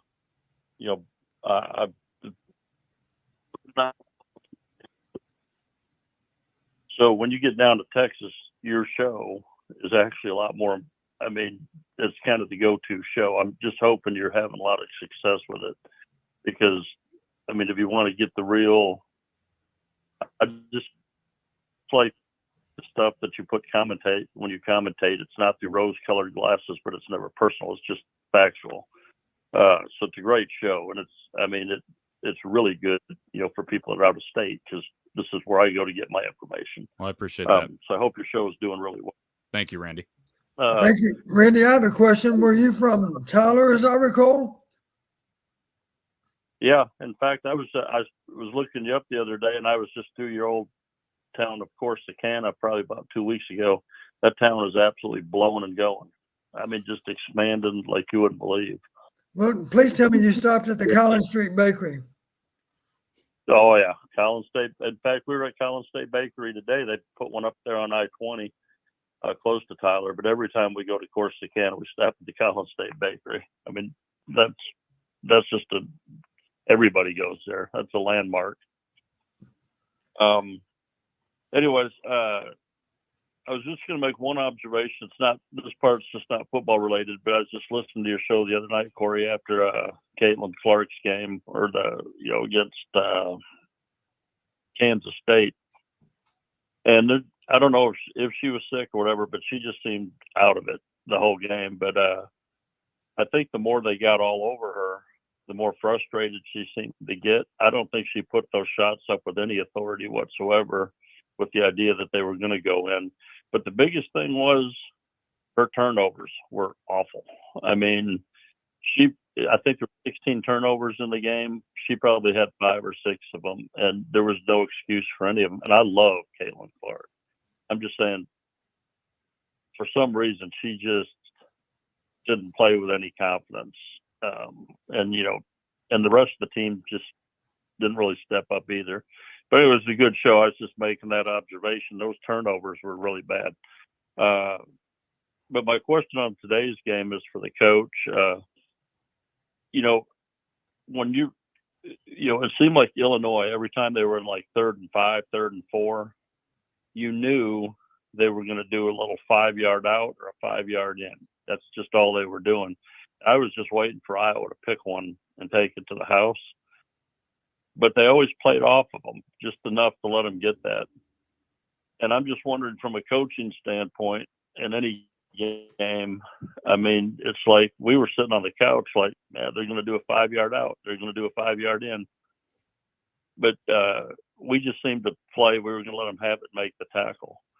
But do coaches during the heat of the game, do they see these things that are going on and say, hey, we're going to jump this route. We're going to get one? Because we could have got them. That was just my thinking. And I'll, just before you answer, just getting back to punters, the best punter I've ever seen came out of Iowa, and that was Reggie Roby. I don't think I've ever seen anybody punt like that guy. That guy was spectacular. But anyways, that's just what I had. And that was my question for the coach. But, man, I love this show. Thank you, Randy. Appreciate the phone call, sir. Don, you have some comment on that? Well, let's face it, you've got your full-time coaches, but as you know, Corey, there are a lot of other guys that are working for Iowa football. I wouldn't expect that Phil Parker would necessarily pick up on the fact that this is what we're getting on 3rd and medium, but there should be somebody to alert him. Hey, coach, just so you're aware, we've had whether it was an outside receiver on a simple stop route or maybe a slant. I ran a few slants, or a stick route on the part of an inside receiver, or what some people call a flat route. These are all throws that are designed just to get 5 yards. But even having an idea that they're coming and defending them are still two different things, because people also run out and go. They also run a stick and go, if you will. They fake a short route and then run deep. And obviously, if you give that up, now you're giving up a chunk of yardage. So we tried to jump those throws, but we couldn't get to them quite quickly enough. But I do give Paddock a lot of credit for the ball comes out pretty quick when he's throwing those. And, of course, those receivers have good hands. So accurate throw, a very catchable ball. Oftentimes they end up with it. Don, can I say this? And it's easy to say this when, a guy throws. How many passes did Paddock have today? He threw the ball, let's see here. 47 times. 47 times. So it's easy to say this, I guess, when a guy throws the ball 47 times. But I think he might be the most impressive quarterback we have seen against Iowa. And that includes Drew Allar at Penn State. Just from performance-wise, obviously he's got a lot less to work with than Penn State. Isaiah Williams is really good. But I was impressed with Paddock, and I'd be surprised if they go back to Altmaier, barring an injury to Paddock. Yeah, Paddock was incredible. Well, let's just remind everybody, a couple of weeks ago at Minnesota, he was on the field. His first snap is 4th and 11. What does he do? He throws for 15. And then 2 more passes put him in the end zone for the winning touchdown. And then he follows that up with a great performance against Indiana. So I would have been shocked to start the game based on all. Okay, let's add in, I believe, first of all, comment here, question from Jack. And this is what we do on this show, Don, when people ask, why can't I get this comment up on the screen? Jack wants to know, is Tom going to be joining us tonight? Well, since you asked, in the last 3 seconds, Tom just swooped in and granted Jack's wish. Tom, good to see you, sir. Hi, Coach. Hi, Tom. How you doing? Coach. Good. Kirk was long time to get to us tonight, so I'm not surprised. My only regret about doing this show, Corey, is I could not be in the locker room, because in other big games and other years, I've been in the locker room after the game. So I passed would all not that have up for him. Would not I have will blamed tell you one you. bit, Don. I will Well, tell I- you that I will tell you that Kirk got a game ball tonight from Phil Parker after the game for, I think it was officially passing Bo Schembechler, but it was probably maybe a little bit more than that, to be honest. Yeah. But it obviously a pretty emotional moment. Saw a really emotional moment with Brian Ferentz. I think they caught some of that on TV, obviously with the hugs with Kirk, but then it looked like he got like a Gatorade or a water bath or something. And I was standing by the tunnel and he was grabbing various people. And he was not the first guy through. The players had all pretty much gone through, but Cooper DeJean coming through on crutches, and he had a long embrace with Brian Ferentz, Cade McNamara, Eric All, both really long embraces. Dallas Clark grabbed Brian and they had a really long embrace. A lot of tears being shed, and boy, the mixed emotions that the Ferentz family, kind of writ large, must be feeling tonight is something. Really something. I'm guessing that Kirk may have gotten a little emotional even during the press conference, or were the tears kind of out by then, Tom? I think he'd worked all that out at that point. We tried. We asked him some questions that usually trigger waterworks, and I think he had gotten through all that. So yeah, he talked about Brian and just the emotions, and he goes, well, I'm proud of him as a dad and think he's a heck of a coach and those sorts of things. So yeah, it was just, I think, emotional emotional moment for him. Excuse me. Yeah, it was just a tough time for him, but also an exhilarating time for him because of what this team has accomplished. And I've been doing this, covering this team since 02, 03 era, and I'm not sure there's been a team. 04 comes to mind with a lot of adversity, but I don't think 04 had as much adversity as the 04 team had adversity at one position, really, at running back, where they just kept losing running backs and had to go with Sam Brownlee. This team lost their starting quarterback, lost their two best receivers, happen to be tight ends. Lose your best defensive back, an All-American, and your best punt returner, maybe the best punt returner in the country. And yet you show up every Saturday when they ring the bell and get after it and find a way to win. That's some coach. I think that the term is resiliency, right? Yep. And you've heard me say before, Corey, football is just team sport there is because it takes a lot of people doing things right. And we're going way beyond 22 starters. Let's face it, an average game, you travel with 70, I think, in the Big Ten. I don't think that's changed. Yeah. But out of those 70, I guarantee you 50 of them are playing a significant role in the game, if not more. I was really impressed also with just the way that Iowa responded. I mean, you lose a Cooper DeJean on Wednesday, and that can rock a team. That can knock you off kilter. And it didn't with this team. They just came out.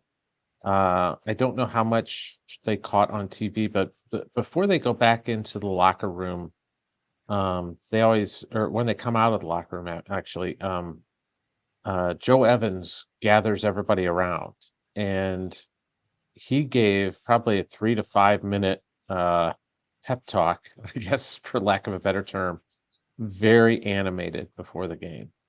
And we talked to him about it, and he just kind of said, we've overcome a lot. Let's get this one. We get one more here. Let's get this win.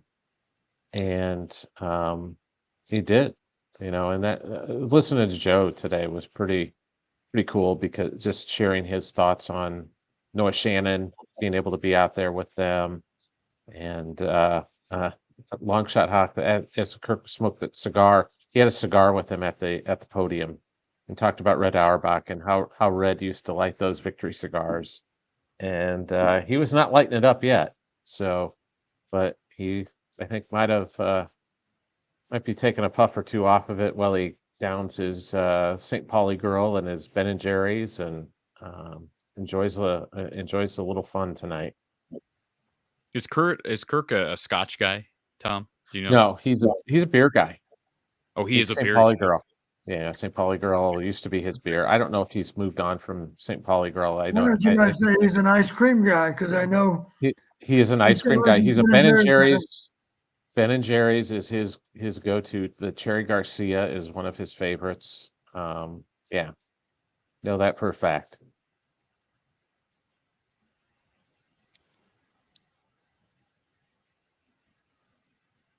Well, we lost Corey. Don, I think you and I are in charge now. We got to carry the show now, Tom. It's up to you. What question do you have that you'd like to ask me? What did you see on the play with that Caleb Johnson went on the touchdown run? I thought that was a really interesting play. And we haven't talked about that play yet. Addison Ostringa with a great that was the kind of the one that the Addison Ostringa blocked in the second level was, I thought, the key to getting that to the end zone. You know what I thought was interesting? If you notice throughout the game, Tom, they played a lot of man free. And you know what I mean by man free. Corey, you know what I mean by man free also. The unusual thing about their man free, that safety was at least 20 yards deep, sometimes 20, 22 even. Here's my point. When Caleb broke the line of scrimmage, all of a sudden it's him and one tackler.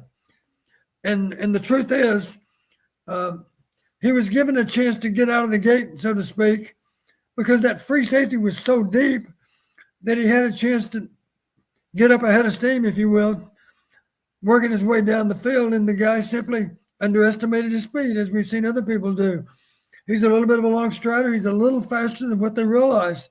And sure enough, that free safety took a poor angle, and it was over. Yeah, that seemed to be such a big play for Iowa to be able to get over that hump, and it just felt like once they made that play that it was probably over. I'll tell you, it was nerve-wracking though seeing Drew Stevens miss a field goal, and then miss the extra point gets blocked. I mean, that's just, you immediately thought, boy, Illinois is just going to march down and score. But I liked what Iowa did defensively. They just sort of kind of played contain on the pass rush and get their hands up. And Joe Evans got his hand on a ball there on fourth down to kind of seal that one up. Yeah, third and fourth down. If you'd have told me they're going to throw in third and fourth down and the ball's never going to make it across the line of scrimmage, I would have thought, are you kidding? That's not going to happen. But it did. Can you talk about the progress Deacon's made? Because I think he's really made a ton of progress. Well, a ton of progress. I don't know if I'd go that far, Tom. Okay, a good amount of progress from where he started. He's made some progress, absolutely. Yeah. You heard me say a week ago he played without question his best game. I don't know if today he played better than last week or not. Hard to know just sitting in the stadium watching the game. Because, frankly, some of those throws that were thrown over the middle part of the field scared the devil out of me a few times today. And luckily, none of them ended up in the wrong hands. But I was nervous with some of those balls. That's for sure. He's understanding touch better for sure than a month ago. He showed good touch a week ago on any number of throws. He had good touch on some passes today. When he was working against man coverage, even though the coverage was pretty tight, I'm thinking back to Ragaini on those crossing routes. Yep. You know, they were throwing. He was starting on the left and going all the way across the field, catching the ball near the boundary on the right, and the man coverage was in hot pursuit, and he was definitely in the neighborhood, but he couldn't get to the ball simply because the ball had good accuracy and was on target. Incidentally, some really nice catches by not just Nico, but some other guys too. Seth had a nice catch, or is that the one they reversed? I thought that wasn't it Seth one time? Yeah, Seth Anderson. Yeah, He had that one reverse. What did the replay show? It looked to me like it was caught on replay. No, it was No, not. he dropped it. It slipped Okay. through his hands. He dropped it. Yeah. Well, looking in the stadium, you really can't tell very well. But I couldn't help but notice it happened over in front of Brett. And Brett got a good look at it. And that's when they took the timeout, right? And said, you Yes. got to take a look at this. And they were right. Yep. Tom, a couple questions here in the chat Sure. that were asked, and I think you're probably a good candidate to answer these questions. Charles wants to know about Logan Jones. He was out there today, and did he make it through the game? No, he came out. It was a quick to the sidelines from what I could tell. He did start, but I don't think he lasted real long. I was going to say, I believe it was in the first half, wasn't it, Tom? Yeah, it was in the first half when Ellsbury went in for him, and I saw DeYoung in there. I don't know if Colby got dinged up, but yeah, and I asked Kirk after the game about injury updates, and he spent his time just talking about how Tyler Ellsbury's really improved the last 3 weeks when he's gotten called upon, and that so I don't think he really wanted to answer my question at this point, but that's okay. We do know Vines is hurt. I know that's a question from Kevin in the chat. He's still Yes. down. And I don't frankly know is when he gets healthy, if he gets healthy, Tom. Caleb Brown's ahead of him now. Yeah. Does he have a spot when he comes back? I mean, he's probably behind the top 3 right now. Yeah. There was a rumor going around earlier in the week, Tom, that Cooper DeJean got hurt. Get hurt on offense. Playing offense. Get hurt on firmness. Yes. Okay. Yes. Yep. All right. Of course he did. Yeah, exactly. Tom, you confirmed that, right? It's not hearsay. It's not hearsay. No, Okay. 100%. Can you confirm whether or not he was running as a Wildcat quarterback? That I don't know. Okay. That I found a little bit harder to believe, but again, I don't know. So, and this is a question directed towards me, but I think this is good for both. All this rumor, I don't know how. Is it David Ray? I haven't pronounced his last name. David Rye. Rye. I don't know why, Charles, with all due respect, I don't know why Charles Rye would be a candidate for the offensive coordinator position at Iowa. He's an analyst on the Tampa Bay Bucs staff right now. He was, I think, OC at Vandy for like 1 year and lost his play calling duties. Yep. No, Don. I don't know anything about David Rye. Maybe you know him personally, Tom, but no. Don? No. Yeah, we need to look outside of just people that have direct ties to Iowa. Say it that way. There's a really big pool of great candidates out there. We should not restrict our search. Tom, was there any mention of officiating tonight? I know Kirk really got worked up a couple of times on the sideline. Nothing on officiating. That got put in the back burner. If they lost this game, we're probably talking about officiating. But because I thought the call on Quinn Schulte, I mean, what are we doing here? Are we still playing football, or are we going to play flag football? That was just a good, clean football hit. That's all it was. It's crazy. Yeah. There is this rule about driving people into the ground, right? But well, you're human and you hit them, you're falling down. I know. I agree with you. I agree with you. It's ridiculous. It's putting an unfair onus on defenders. Couple things before I let you slide here, Tom. So, what is the approach? Somebody kind of cynically asked earlier, does Kirk rest all the starters? He was never going to do that. Did he joke about it during the press conference? No, but he said he might give him a little teeny more time for the 24-hour rule this week, which is funny because they're playing on a short week too. Right, so, short week. But I think he's going to let them enjoy this, and he should. I'm just curious, based on what you've seen with Kirk Ferentz over the years, we haven't really seen a situation quite like this, although they did. I'm trying to think back, 2015, they were undefeated and playing for a college football playoff berth. They're not really realistically playing for a college football playoff berth this year. But I would presume there's not going to be any difference in approach as far as personnel and rotations, etc., or even playing guys who are 80 to 90%, but not completely healthy, as there would any other week. Is that fair, Tom? Yeah, I would think they're going to just go with the guys that would normally play, and they're going to try and put it put the puzzle together and go out there and win a football game. It's a trophy game still. You got to remember that. And I think they like to collect the trophies, and that one's not in the building right now. So I think they'd like to get that back in the building. So Yeah, I don't think Kirk. I'm guessing Kirk has a lot of respect for Matt Rule, as you do, Don. But Mhm. that Right. has to be a game a year ago that they. I'm going to use the term revenge, but that's got to be a game they want back. So, just real quick, Tom, I'm curious if there was anything more mentioned regarding Cooper DeJean. Any other update? I know Kirk talked about Cooper on the radio show with Gary Dolphin on Wednesday. But were there any questions about Cooper's health after today's game? No, he's done for the year. I mean, that's just there's no bowl game. There's nothing like that. So the bowl game, I'm just curious because the 6 to 8 week outlook that we were given initially would put you kind of borderline bowl game, but that's completely out of the question right now. Yeah, yeah. He had surgery yesterday, is what I was told, and it's probably more further than 8 weeks, I think. And there's just no sense for him to play a bowl game. There's really no benefit to it. Yeah. Just because he's going to the NFL and he needs to be as healthy as he can.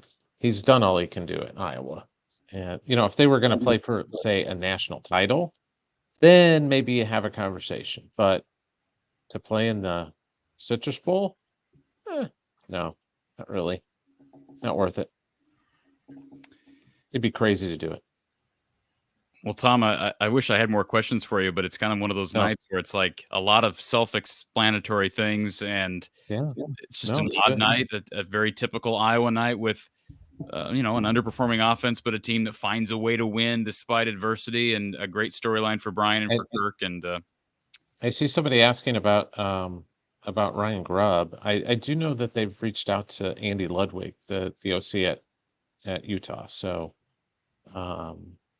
maybe there's something there. I don't know. We'll see. The comment here in the chat about Ryan Grubb, that they have contacted Ryan Grubb, you're not aware of. You know what I think is going to happen with Ryan Grubb? I think Ryan Grubb's probably going to get a head coaching job in the Mountain West or something. So that's what I think. Boy, I don't know. Mountain West, you don't think he's a Power 5 candidate right maybe now? maybe higher than that, but we'll see. I would think, I heard his name mentioned with San Diego State. That's just kind of as far as I could go, where I've heard his name come up. I don't think he's going to get like Texas A&M. I don't know that he's a cultural fit for Mississippi State, and they're probably going to go for a sitting head coach. So, but we'll see. Tom Kager at HawkeyeReport.com. Anything else for Tom, Don, before we let him slide? Can't think of anything. No, Coach, it was good to see you Monday. My pleasure. I was glad to be there. Corey's not aware, but Tom spoke at the quarterback club luncheon on Monday.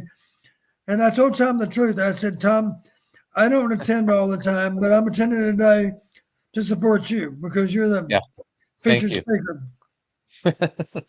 I appreciated that too. That was awesome. It was my pleasure to be there. Well, safe travels back to the Quad Cities, Tom, and we'll talk to you soon. Thank you. Thank you, sir. Comment here in the chat from Alex. Mike Devlin and Mike Ferroni want to say hi to Coach P, but they don't have the show number. The show number is 515-635-1601. 515-635-1601. Let's go back to our Iowa Smokehouse call-in line. TCU Hawkeye 22 is here. What's up, hey, Corey. Don, how are y'all doing tonight? Doing well. How about you? I'm doing great. Happy about the win. Halfway through the fourth, I was a little upset. I haven't talked to you guys since the Minnesota. I called after the Minnesota game with the Cooper DeJean punt return. So I was a little fired up about the Quinn Schulte. I don't know what they call it, roughing the passer. Tom mentioned it, and I said the same thing. If we're going to call that a penalty, we might as well just start playing flag football because I think Schulte's listed 6 foot, 6'1", 190. I don't know how big that Illinois quarterback is. He's not that big, and typically you see that in the NFL when you have a 6'3", 300-pound defensive lineman, put all his weight on the quarterback when he's going down. That was a tough one to see, but the guys really rallied tonight. KJ had that big run for 30 yards, and all things considered, when you're a team like Iowa and you play in the margins, it was great to see them pull it off. I don't think too many Hawk fans had a realistic optimism thinking that we'd be able to pull off scoring a touchdown in the final 8 minutes with the offense that we had seen previously, but it was good to see. From your guys' side, it seems like we're getting the ball to the playmakers more. I apologize, this has been talked about previously. I got on about 10 minutes ago, but getting the ball, the OSU transfer, quick little shots out to the side, really simple plays with low risk, but with the ability of the athlete that he is to make a play on the ball. It's frustrating to see that in game 11, where it felt like the first 7 games of the season we probably had that ability, but for one way or another we got away from it. I know the Vines injury helped us get Caleb Brown more involved in the offense, and unfortunately it's a net gain that we actually see him. I think he finished with 7 catches for 71 yards, and that type of production we haven't seen too much from the wide receivers this year. So a lot of positives to pull from the game. Ostrenga, I think he's shown himself to be a capable tight end. I don't know if he started off the year 3rd or 4th on the depth chart, but nice to see him being able to make an impact. But Don, what do you see moving into the Nebraska Big Ten championship game from an offensive standpoint? Are we going to still see a similar offense of 3 yards in a cloud of dust and hopefully get some waggles and bootlegs with the quarterback, or do you see any sort of options of opening up the play a little bit more as we move forward? Well, we've run quite a few nakeds, and you'll recall tonight we ran at least one too many because Illinois we rolled right, and they were sitting there waiting for us. Yep. I believe that ended up as a sack, as I recall. Yeah. I think in terms of Nebraska, first off, Nebraska, I don't know how tonight's going to play out for them, but in general, they've done a great job of messing up on offense. Defense is outstanding. So I would suspect we'll have a pretty conservative plan for them, realizing that we need to protect the ball, because if we do protect the ball, I could see us certainly being +2 or more on turnovers. Now, they may not turn it over once next Friday. But in general, they've turned the ball over a lot, as you know. So we should win on turnovers. That should be a key to the game. And of course, we can outplay just about anyone in terms of field position because our punting game is so strong. So we should win on field position and win on turnovers, and that should take us a long way. We need to do more than just that, of course. But the thing we cannot afford to do is go over there and beat ourselves, and that's not likely to happen because that's not who we are. We don't beat ourselves very often at all.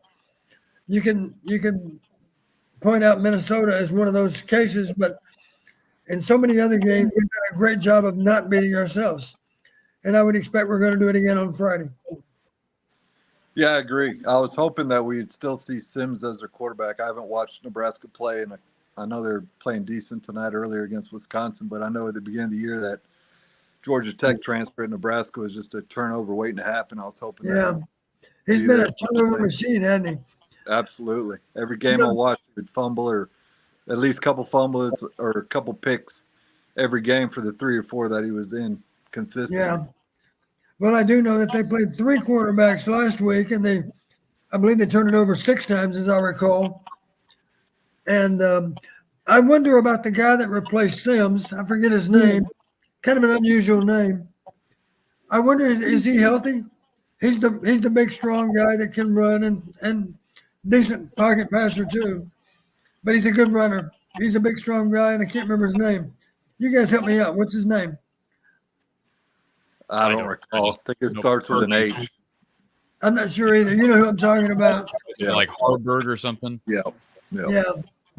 But last week, I'm pretty sure that I know a third quarterback played. Incidentally, Corey, maybe know the answer to this.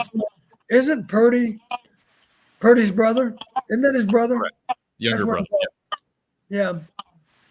Well, he plays a lot like his big brother, but obviously I don't know that he's got as good a skills as Brock does.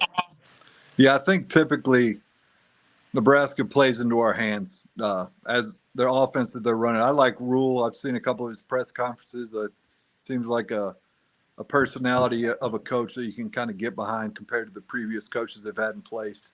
I agree. Taylor and Temple, he's done a heck of a job. I think give him a couple more years, he'll have a competitive program. But that team, the way they play, just kind of falls into the hands of our defense, and it's surprising. You know, our defense has played so well, but we haven't had the type of turnover margins and, you know, forced turnovers our defense is typically capable of, but we've still played such a strong defense, and I think that says a lot about what Phil Parker's putting out there every week. You know, I made a comment before, and let's just take you back to the Rutgers game. Rutgers had third and medium out around midfield, or actually in plus territory a couple of times in the first half, and amazingly enough, they were content to run the ball, hoping for a first down. My point is they didn't want to take a chance in turning it over, so they ran the ball and failed and had to punt. And even then, though, we fair caught on the 5-yard line, on the 9-yard line. I think that we're going to beat Iowa by playing like Iowa. It didn't work for them because they kept waiting for Deacon to make a lot of mistakes. He didn't make that many. He had one huge mistake at the end of the first half, but in general, he did a good job protecting the ball. No, I agree. I think there's a lot to take from this game today. The positives, I think Deacon started off strong. Had some, you know, I don't forget what he started, 10 of 12 or was close to it. And I think there's some confidence to build off of. I think the offensive game plan in our Iowa world of offense is improving. I think we got 3 strong running backs. We got a capable tight end, and with the showing of our offense and the wide receivers where we're going, I think there's a strong. I think we're going to be favored. I don't know by how much against Nebraska, and then hopefully we can make a competitive Big Ten championship game, depending on who comes out of Ohio State, Michigan next week. Absolutely. Well, I didn't have too much to say tonight. I was pretty fired up a couple hours ago to talk about the defensive penalties that were called against us, but we'll take the W, and looking forward to next week. Thanks for your time, guys. Guys, let me offer up one other observation about next Friday. The forecast high that I saw in Cedar Rapids, at least on Friday, was 32 degrees. So it's got, winter's going to make an appearance maybe as early as Friday. And that'll be one more reason, I think, Corey, where you see a pretty conservative game plan on the part of both teams. I think that's what's going to happen. Okay, let's go back to our Iowa Smokehouse call-in line. We've got Erica on hold. Erica, welcome. Hello, good evening. How you doing? Erica, were you tuned in earlier tonight? Yes, actually, that was the first order of business I was going to address. I enjoyed seeing the cowboy hat. Disappointed only lasted about not even 5 minutes, but finally happened, and I think that tonight's the right night to bring that out, so thank you for doing that. Well, I admit, when I put it on, I felt a little bit like a male hooker, I guess. I don't know what I felt like. I felt a little bit dirty when I put it on, but anyway. I guess that's what happens when you wear something with so much glitter, right? That's right. Not part of my usual wardrobe. Sorry? Not part of my usual wardrobe. Yeah, I would guess not. So just a few comments. I found the announcers a bit annoying tonight. I know someone else mentioned that earlier, but I wanted to get Coach's perspective on it. I haven't seen the game, of course. I was in the stadium, so that's right. Yeah, I don't really have any idea. Who did the game anyway? I know it was FS1, right? It was FS1, yeah. Yeah, Devin Gardner was the I believe it was FS1. Is that right, Corey? Correct. Yeah, Devin Gardner was the color guy. Okay. And who was the analyst? Devin Gardner. I'm sorry. Gardner was the analyst. Yeah, Devin Gardner was the analyst. I don't know who the play-by-play guy was. I don't remember the guy's name, but I actually didn't think it was that bad. I'm sure Erica disagrees with me, but Yeah, I thought it was heavily, for the most part, they were very heavily biased towards Illinois.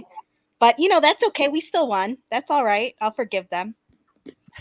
The other thing I was going to ask was, who do you think might come back next year from the seniors? Because I kind of have a strange feeling that Jay Higgins might come back. And the reason I'm saying that, there's two reasons I'm saying it, actually. The first one, I saw a video on Twitter or X or whatever it's called now. He was pretty emotional when he was walking into Kinnick. They showed the usual clip of of the players walking in and, their parents and all the supporters and that. And he was very emotional. And the second reason I think he may come back is because he said during, I think it was Tuesday, when they saw when the press gets to talk to Kirk and they usually have some players beforehand, he said that he would definitely look into it and, listen to any, I don't think he used the word offers, but he would be open, receptive to hearing any possibility about coming back. So I was just wondering what you thought of that. Well, I suspect it'll simply hinge on exactly how he projects for the draft. So he'll know a lot more, of course, going forward. You can kind of test the waters, of course, and still come back. You simply got to be sure not to retain an agent. I don't think the rules have changed in that regard. So Jay knows exactly what the NFL thinks of him at this point. And I'm sure, one thing I'm sure of, he's not concerned about it right now. Yeah. Because we have a lot bigger fish to fry over these next 2 weekends than to worry about what might happen next. Yeah, no, that's a good point. I mean, I would imagine that these conversations might start happening a little bit, but I mean, I'm not behind the scenes. I wouldn't know. Corey, do you have an opinion on who might come back? Maybe Jay or somebody else? I think Luke Lachey is coming back. Yeah. That's been said. I think that's likely. Don't shut the door on Cooper DeJean. Let me just say that. Don't shut the door on Cooper DeJean. How are you so sure of that? Or is that just an inkling? No, I didn't say I'm not sure on that. I said, I'm just saying don't shut the door on Cooper DeJean. I think some people just assume he's gone. I mean, he's projected as a first-round pick, and it's going to be hard for anybody to turn down, guaranteed $7 million signing bonus or whatever it is, whatever it would be. But I don't think that's a done deal. So that would be obviously the biggest one to follow. We know Cade's coming back. Eric All, boy, I don't know. I'd have to also look at some of these guys and who has what eligibility. Obviously, Nico can't come back, so he's done. Right. Going down the list, I'm just trying to think of the other guys that were honored today. So Steven Silianos is also done, as far as I'm aware. So he won't be coming back. I don't know that Joe Evans has an option of another year, does he? I'm not sure. No, he's out of eligibility. Yeah. I'm really sad about that. I'm not going to lie. I think obviously he's a fantastic defensive player and he gets sacks for us and all that. So there's that. But as far as like his personality, I think he's such a good guy. I think he riles up the team and I think he's really going to be missed. So, yeah, I mean, I'm just off the top of my head, those are the guys that come to mind. Like Chris Reams I'm sure he's not coming back. He hasn't played all year. Of course, he was suspended for much of the year due to the betting stuff.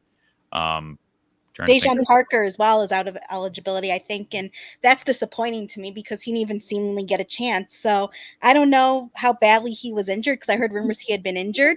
Could he apply for like a medical red shirt or anything, or is that out of the picture? That's a great question. That'd be a better question for Kirk. If he's been hurt throughout and hasn't played due to injury, I'm guessing he probably could, but I don't know. Okay. Also, Drew says that this show is horribly boring. Move along, Drew. Bye-bye. Drew, if you don't like it, guess what? No one's making you stay here, okay, buddy? You can go ahead and leave. Bye. I would only put that comment up when Erica's on here because I know Erica was just going to rip him. You think I'm that mean or something? I can be a very nice person. It's just I'm sure you're very nice, but you're not afraid to rip when it's necessary. No, I'm not. I mean, I think I'm just an honest person. Look, I'm just very candid with people. And if they're acting the fool, I'm going to say it. Sorry. Yeah. And thank you for the super chat, Erica. She asked earlier, Don, can we get Joe Evans, Jay Higgins, and Higginized, that's Jay's father, Roy, on the show? That would be good. I don't know Roy personally. I've never talked to Roy, never reached out to him, but I'm sure you could pull some strings with Joe Evans' dad. Of course, he was he principal at Ames High prior to his move to Eastern Iowa? I can't remember if he was superintendent or I think he was principal. Okay. And I never had any connections with him either in the community when he was here. But yeah, that's definitely something we can look into, Erica. Yeah, that would be awesome. I think that if you were to message Jay's father, Higginized, I think he'd be very open to speaking to you and maybe getting him on the show. It's worth a try anyway. Yeah, no, that's a good idea. Yeah. So anyway, that's about all I had to say. I really want to beat Nebraska next week because last year, I mean, that was just an embarrassment. So I think we need to get them this year. I think the guys are going to be riled up still. So hoping for that. And also Nebraska's quarterback situation is less than ideal from the little I know about them. And Mordecai, when I talk about Mordecai Sims, he's another one who seems to turn over the ball. So hoping that he does that and that we win. And hopefully the defense looks good throughout next week. Because I will say during the first part of the game, I was a little confused about whether or not I was watching an Iowa defense. They were fine, but they weren't Iowa level, I guess is the way to say it. So that was a bit surprising to me, but I'm sure they return back to their normal selves towards the end. I'm sure it'll happen next week again that way. So thanks again for taking my call, and go Hawks.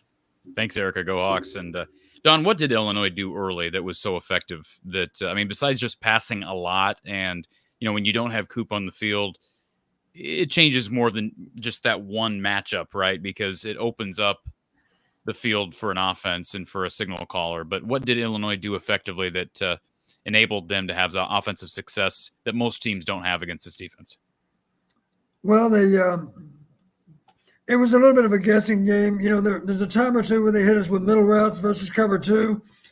And there were other times, of course, where we did a good job of disguising coverage, but still, a good quarterback can still read what happens after the snap. And a lot of the time, we still rolled the safety down and went soft with the corners a lot. And when they had soft corner, they did a good job of throwing the ball underneath the soft corner. Our guys did not want to get beat deep. Obviously, they kept the ball in front of them. That's a trademark of our defense, of course, is to not give up a big play. And those corners did not give up a big play. They gave up some underneath catches, of course. But really, when you think about it, Corey, 47 attempts and you have a little over 200 yards to show for it, that's really not very good. With that many pass attempts, you should have more yardage. I guarantee his pass efficiency dropped significantly tonight from what it was. So we did a good job of not giving up the big play. And we said going in, that's a key factor in the game. If we lose on explosive plays, we probably lose the game. We did not lose on explosive plays. I believe we were dead even on explosives. We did win for sure on super explosive. And that's a good stat to have on your side too. Just so everybody's aware, we're going to be kind of going fast track on the last 15, 20 minutes of this show. I'm going to be selfish here. We're over 2 hours in. Iowa State and Texas, 6-3 at halftime over on Fox. And I'm watching my Dallas Mavericks right now in the corner of the screen. I'll admit that I'm multitasking. They're up 98-91 on the Bucks at Pfizer Forum up in Milwaukee. So I'm kind of intrigued by that as well. Anyways, there's a lot of I don't know what's the childish behavior in the chat tonight. What's that? I don't know what Kyle's doing as our mod. I don't know what he's just letting it. Kyle, you're just failing us. You're just letting it become a. No, I'm joking. I'm logged in. So I have 2 different YouTube accounts now. I have one that I post my golf stuff on, and I'm not a moderator on that one. So I was trying to cruise through comments, and I realized I couldn't delete anything. So it's become a total free for all in the chat. Yeah, I know. Big Bolivar here. Appreciate the super chat, and he adds, "Do the right thing, make Erica a mod." Well, right now, the only mod is the one you see on the right side of your screen right now. Kyle is the one and only. So I've not opened myself to that. I've tried to keep things pretty cool, calm, and condensed, collected, if you will. But Kyle, we are going to get to your video in just a second. I'm going to throw you out of the screen again. I just wanted to bring you in to rip you for a second. Out of the screen. I'm going to bring you back here in a couple more minutes because I do want to get to this, and I see your friend Connor in here as well. We got like 2 calls. I think we got a shout out to Coach Patterson here on the call line, so we'll be right back with you. Okay. All right, let's go back to our Iowa Smokehouse call-in line. Patterson. Thank you for calling Iowa Postgame with Coach Tom Patterson, who's on the line. Hello. Hello. Hey, you got Mike Ferroni and Mike Devlin sitting Hey. here waiting to talk to Coach P. We were watching the podcast. Oh, Well, okay, we're on. You are on. You can turn down your computer and you are on. And Coach Yeah, Patterson, I'm sorry. I think. We got games on in the background. Oh, you're Put fine. that You're volume fine. over there. I tell you what, Mike, it warms my heart to know you guys are still such close friends. Coach, this is what, 30 years now, right? 30 years. 30 years. And we are as strong an Iowa Hawkeye fan as ever. I'm not surprised. You guys bleed black and gold. I know that. That's it. It's great. It's great watching you on the podcast, Coach P, because you have a lot of insight, and sometimes you guys even bring up some of the games back when we played. I was listening to you guys the other night talking about the Ohio State game with our teammate and classmate Alan Cross running for a 56-yard touchdown, which is probably some kind of record. But unfortunately, I know me and Devlin do have one record that still stands to this day, which is I believe, Coach P, you were also the offensive coordinator for this one. The last Iowa team to beat Ohio State at Ohio State. Really, I wasn't aware of that. Was that the year of 76 Y Hot, or was it sometime later? I don't know. I just remember me and Devlin running down the field, jumping up and down, watching Al. And we had a day to watch him because it took him probably all 10 seconds to get to the end zone. Yeah. But yeah, that's one of the great highlights of our career. But so Devlin had a game Thursday night with the Ravens, we're coaches, and he came up here and we had a little Iowa game watch going on, and we were rooting for the Hawks, obviously. So we watched the game, and I told him you had a podcast because, he's an NFL coach, so he's not really in the real world. He's 24/7 NFL. So he said, let's check out Coach P's thing. So we were watching your podcast, and I'm trying to find the number. Thanks for putting the number on there for us. We're getting a little old, Coach, but you still look great. Not a hair out of place. And Corey, I'm going to tell you right now, me and Devlin sitting in we used to do this thing before every game where Coach P and all the other coaches would ask us questions on our assignments. Remember what I'm telling Devlin? And we would sit there and say, man, we sure are glad we're not quarterbacks. Yeah, no question. I thought that was a great idea that Coach Fry had. And as Mike and Mike can tell you, a mental check in front of the entire football team. You got every coach that gets up and asks questions of his players. And I'm sure, guys, correct me if I'm wrong, you feel a little bit of pressure when that coach is up there knowing he's going to ask you something about the game. Yeah, a lot of pressure. A lot of pressure. But the beauty of it, the players invariably know how to answer the question. And my perception is it always breeds confidence within the team that we are ready to play this game. That's right. It's a lot of mental exercise going into that. My favorite question would be when I would get asked, hey, Beef, what do the Hawks have to do to win the game today on the line of scrimmage? It's something simple because, Coach, like in football, I would always look to my center for the call, and we had the most intelligent, center on the planet, and fortunately, he knew what I was supposed to do. I'm still listening to him today, but that's kind of how it goes. Well, can I ask Coach? Can I ask Coach Devlin a question real quick? Yeah. Coach, tell us what it's like to coach Tyler Linderbaum. How is he progressing for your Ravens? You know what? I tell him this every other day. He's the second best center that ever came out of. But he's so athletic. He's so intelligent. He's everything you think. He's it's unbelievable. It's a gift, really. I mean, to coach someone like him. He's smart. He's tough. He every day he comes to work. He as far as the calls go and any adjustments need to go. I mean, he's unbelievable. He really is. Didn't we hear coming out of college pretty that special. the big knock on Tyler was that he had short arms?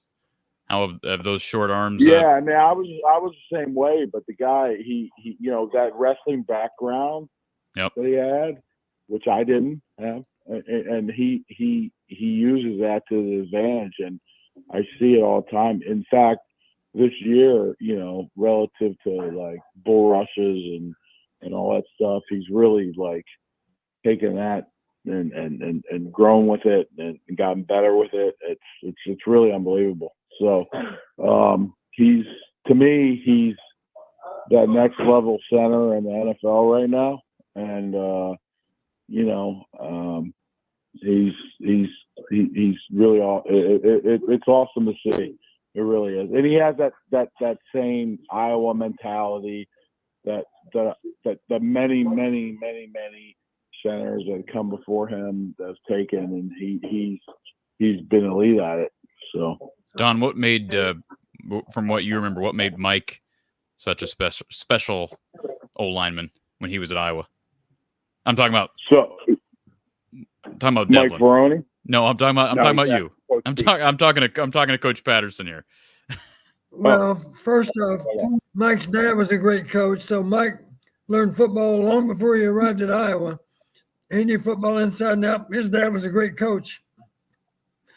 And I'm sure, Mike, you'd be quick to give Coach Ferentz a ton of credit for your development, too. Matter of fact, when I see Kirk, I'm going to mention to him that you guys called in because you're proud to be a Hawkeye tonight for what happened today in Kinnick.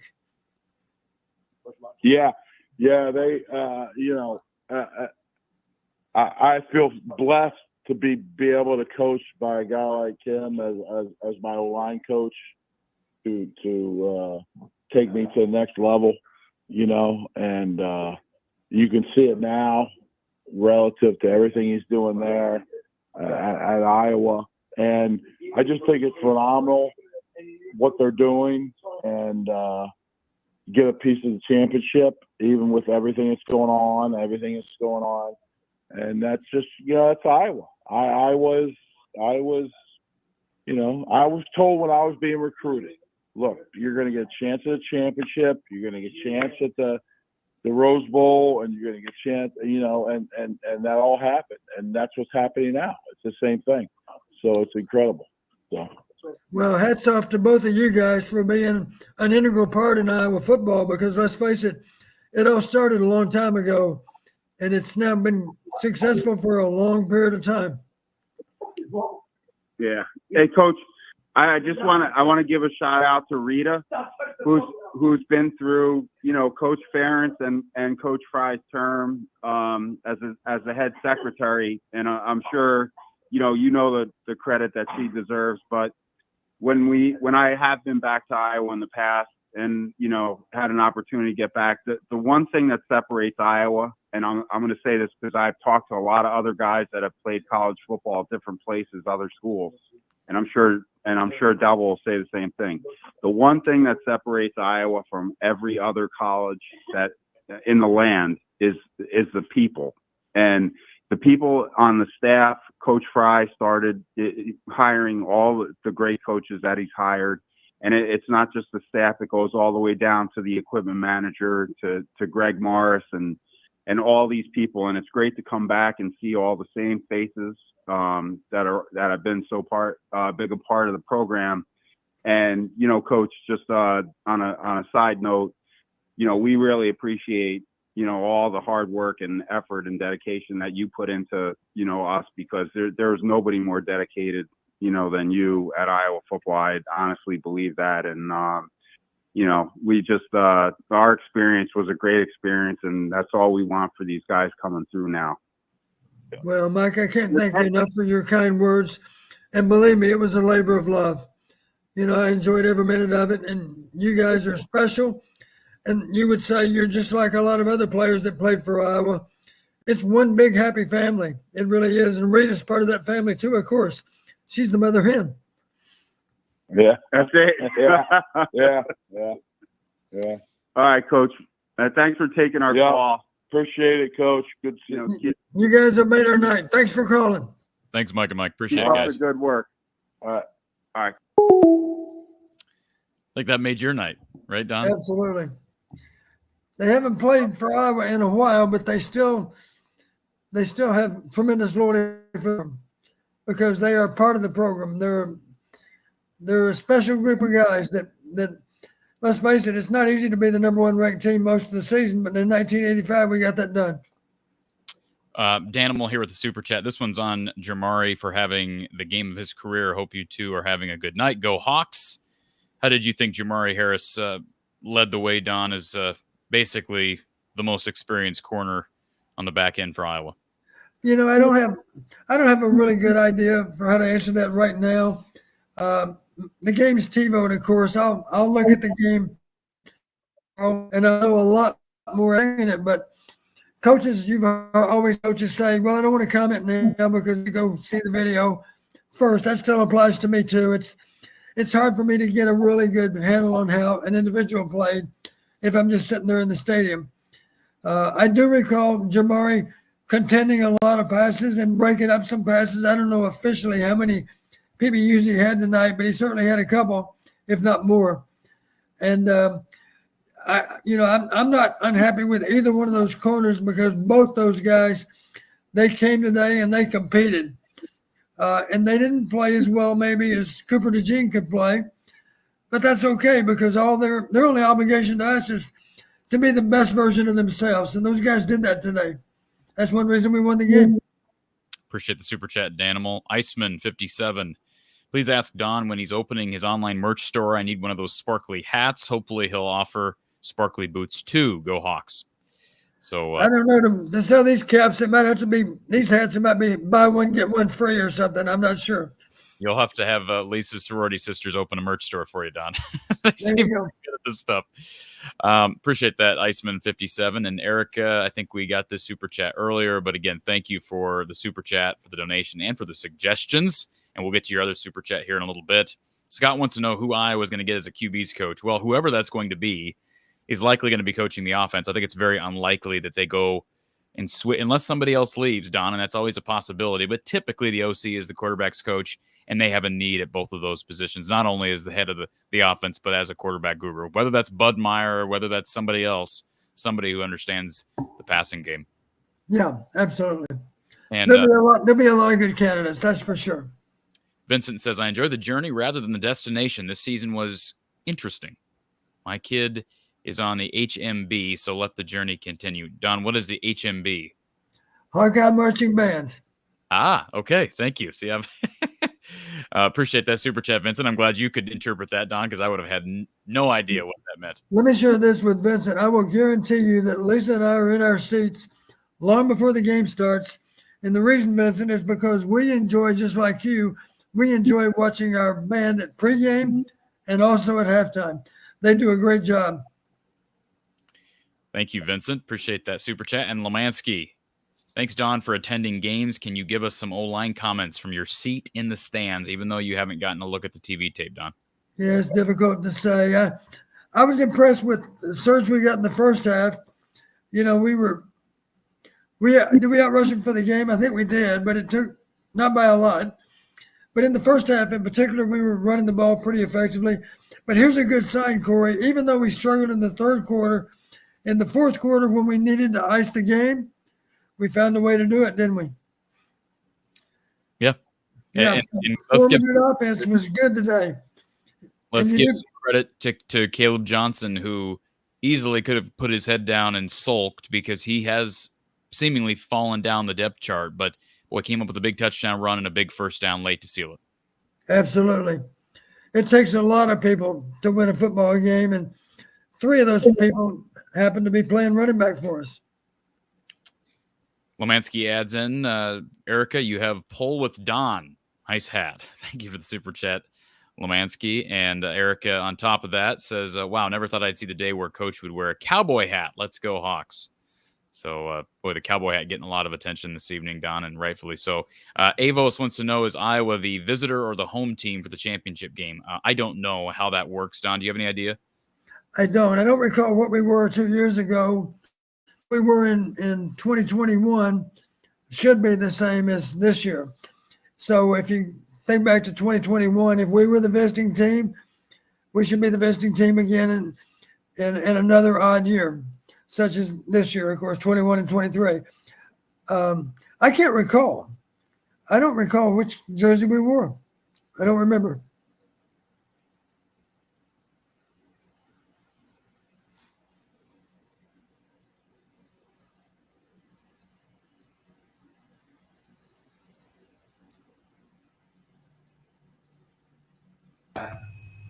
Oh. Hello, Coach. What's up, Kyle? I think we may have lost our host. I think you're right. I do see an entry here. Iowa is the home team. That's what Lane says. And Steve Cashman says the same thing. So I don't doubt that they know what they're talking about. What's important about that for the game, just so that people are clear? Because there's obviously a reason why that question's being asked. What was it beyond the jersey? I don't think it matters a whit, to be honest with you. Now, I'm sure we take a lot of pride in wearing our home jersey because, when I think most of the snapshots you see of players, more often than not, they're probably shot in the black jersey versus white. But our road uniforms look great too, so I don't have any issue. It really doesn't matter, of course. It does factor in as it relates to the toss. Yeah, correct? That's the only thing I was aware of. Yeah. That's very true. And remember, 2 years ago, we talked about that all-important toss against Michigan. You're right. On the toss, and Don, you were free. You openly admitted that your advice was Iowa needs to take the ball first. We need to score first. And Michigan, as I recall, was 12-0 when they scored first in every damn game. And Iowa decided to kick Don, and I about had a conniption. I had a breakdown. I had a meltdown. So right then you knew we were in trouble, didn't you? It was over. I knew it was over before the game started. Yeah, I was gonna say I think you knew before that moment what was gonna happen in that game. My hopes, but they quickly got dashed. So yeah, I don't know what's going on. I've had for the first time all year. I've had some technical issues with. I don't know if this is Wi-Fi related or just an overload of too many different things going on here. So, Kyle, if I throw you into the mix, you're up, Kip. So I have a request. Would you share with Corey your experience last night after the game? Yes, I did. I actually forgot to tell Corey this. Usually I would have DM'd you or DM'd Corey if I had something like that happen. But Corey knew I was at the basketball game last night. I've got Connor with us who is from Illinois, and he was already scheduled to come in for the game today. So he was coming to stay at my house the night before. So I looked online and I was like, hey, it's $5 to go to this game. I might as well grab some tickets and go down just for the experience. So then we were walking on the way out, and I saw a handsome young guy walking at the top of the bowl. And I was gonna say, what does that have to do with me? I just figured I'd come say hello. I didn't want to bother you too much, but it's always good to see you out and about. He saw Burt Reynolds in live motion, Don. I also saw K-Kurt because we were sitting kind of close to the press rows at the game, so I saw him as well. I wasn't able to go say hi to him. I didn't want to bother him because he looked like he was busy. But for what that does remind me, today as the game was winding down, we were paying attention to the game, of course, and then I realized all of a sudden there's a guy standing next to me, and the people in those seats had already left. There's only a couple of minutes left in the game, and the guy said, "Coach, I just want you to know I thoroughly enjoy your show with Corey." And I said, "I really appreciate you telling me that. And do you ever call in?" And he said, "No, I don't." And I said, "Well, why don't you call in? Let us know. Call in tonight and we'll talk again." And he promised he would call, but to my knowledge, he has not called yet. So maybe he's on the line right now. Maybe he's holding. Well, we do have somebody in the queue named Jeff, and we have Yakov22, and we also have Connor. So I promise I'm not forgetting our callers who are on hold. And I've got the Mavs game in the corner of my screen, and I'm seeing them blow a double-digit lead at Milwaukee, and they're now trailing by 3 with 4 minutes to go. So I'm. What was the comment here earlier? I have to throw this up since we're kind of late in the show. I might as well do this. Somebody asked, here it is. William says, Corey, you seem grumpy. Did Brett Bielema steal your lunch? I saw that earlier too. No. I was debating whether or not to get rid of that one, but I figured I'd let it come to your attention. We've had comments about at Brett's expense, and I think the world of Brett Bielema. I know, Don, you really have a lot of respect for Brett as well. He's a fine man. And by the way, when I still stand by, I know that Illinois has had their ups and downs this year. When Kirk Ferentz, when and if he retires, I think Brett deserves to be in the conversation. Not saying he should be the next coach, but I think he should be in the conversation. And he is Hawkeye through and through. I don't know if you've talked about this already, Corey, but and maybe you couldn't see it through the broadcast, but Illinois did not waive for the wave. Do you read anything into that? I mean, they were probably 30 players were in a huddle. There might have been a few here and there that waved, but the majority of the team did not wave today. That's what Erica said as well. I'm not sure why that would be, Don. And I'm surprised if unless it was just not orchestrated prior by Brett, but that doesn't seem like surprised Brett would deliberately do with his team. I find it hard to believe that there was any kind of ill intent. My guess is he simply forgot to mention to him that don't forget, a lot of those guys weren't here 2 years ago. And for that matter, Brett wasn't here 2 years ago, right? He missed a game with COVID. Correct. So that's my guess, is they simply weren't aware of the tradition of the wave. That seems hard to believe, though, in a sense, Don, that they come in here not aware of it. But I don't think they were trying to be spiteful. That's hard for me to believe. Steve wants to know if that double reverse block was actually a blindside block. Kirk was not happy with that call, it appeared, Don. Your thoughts on that? It's like you said to me, Kyle, during the game, it's kind of hard to, what do you tell your players to do when a guy's running your direction? And, it's not like he was intentionally trying to, sneak up on him. What do you do? I don't know how you make yourself visible. He hit him on the left side of his chest. I mean, it wasn't he didn't even hit him on the side of the shoulder or the back. Like he hit him in the chest. Yeah. Well, they're just simply trying to take a lot of the violence out of football, of course.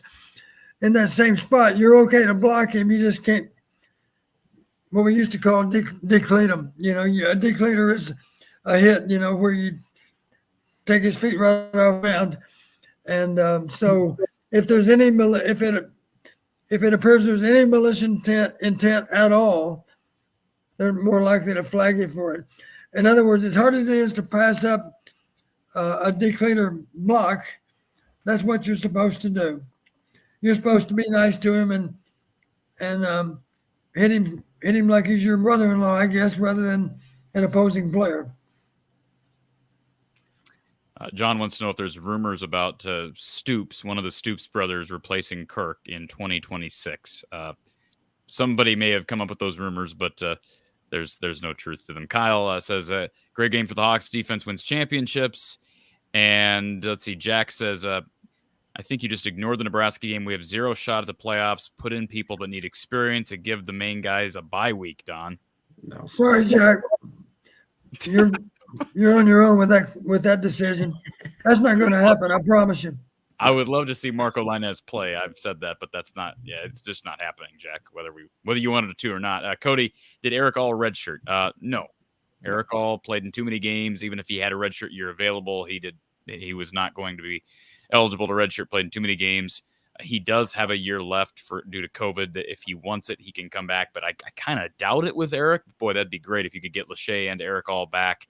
And then a young Addison Estringa who's really getting solid time as the year goes on. John wants to know, I wonder if Corey agrees that Lee had a decent game coming in. Very hard to replace Cooper. They were obviously attacking him. I think Iowa didn't scheme enough to help him.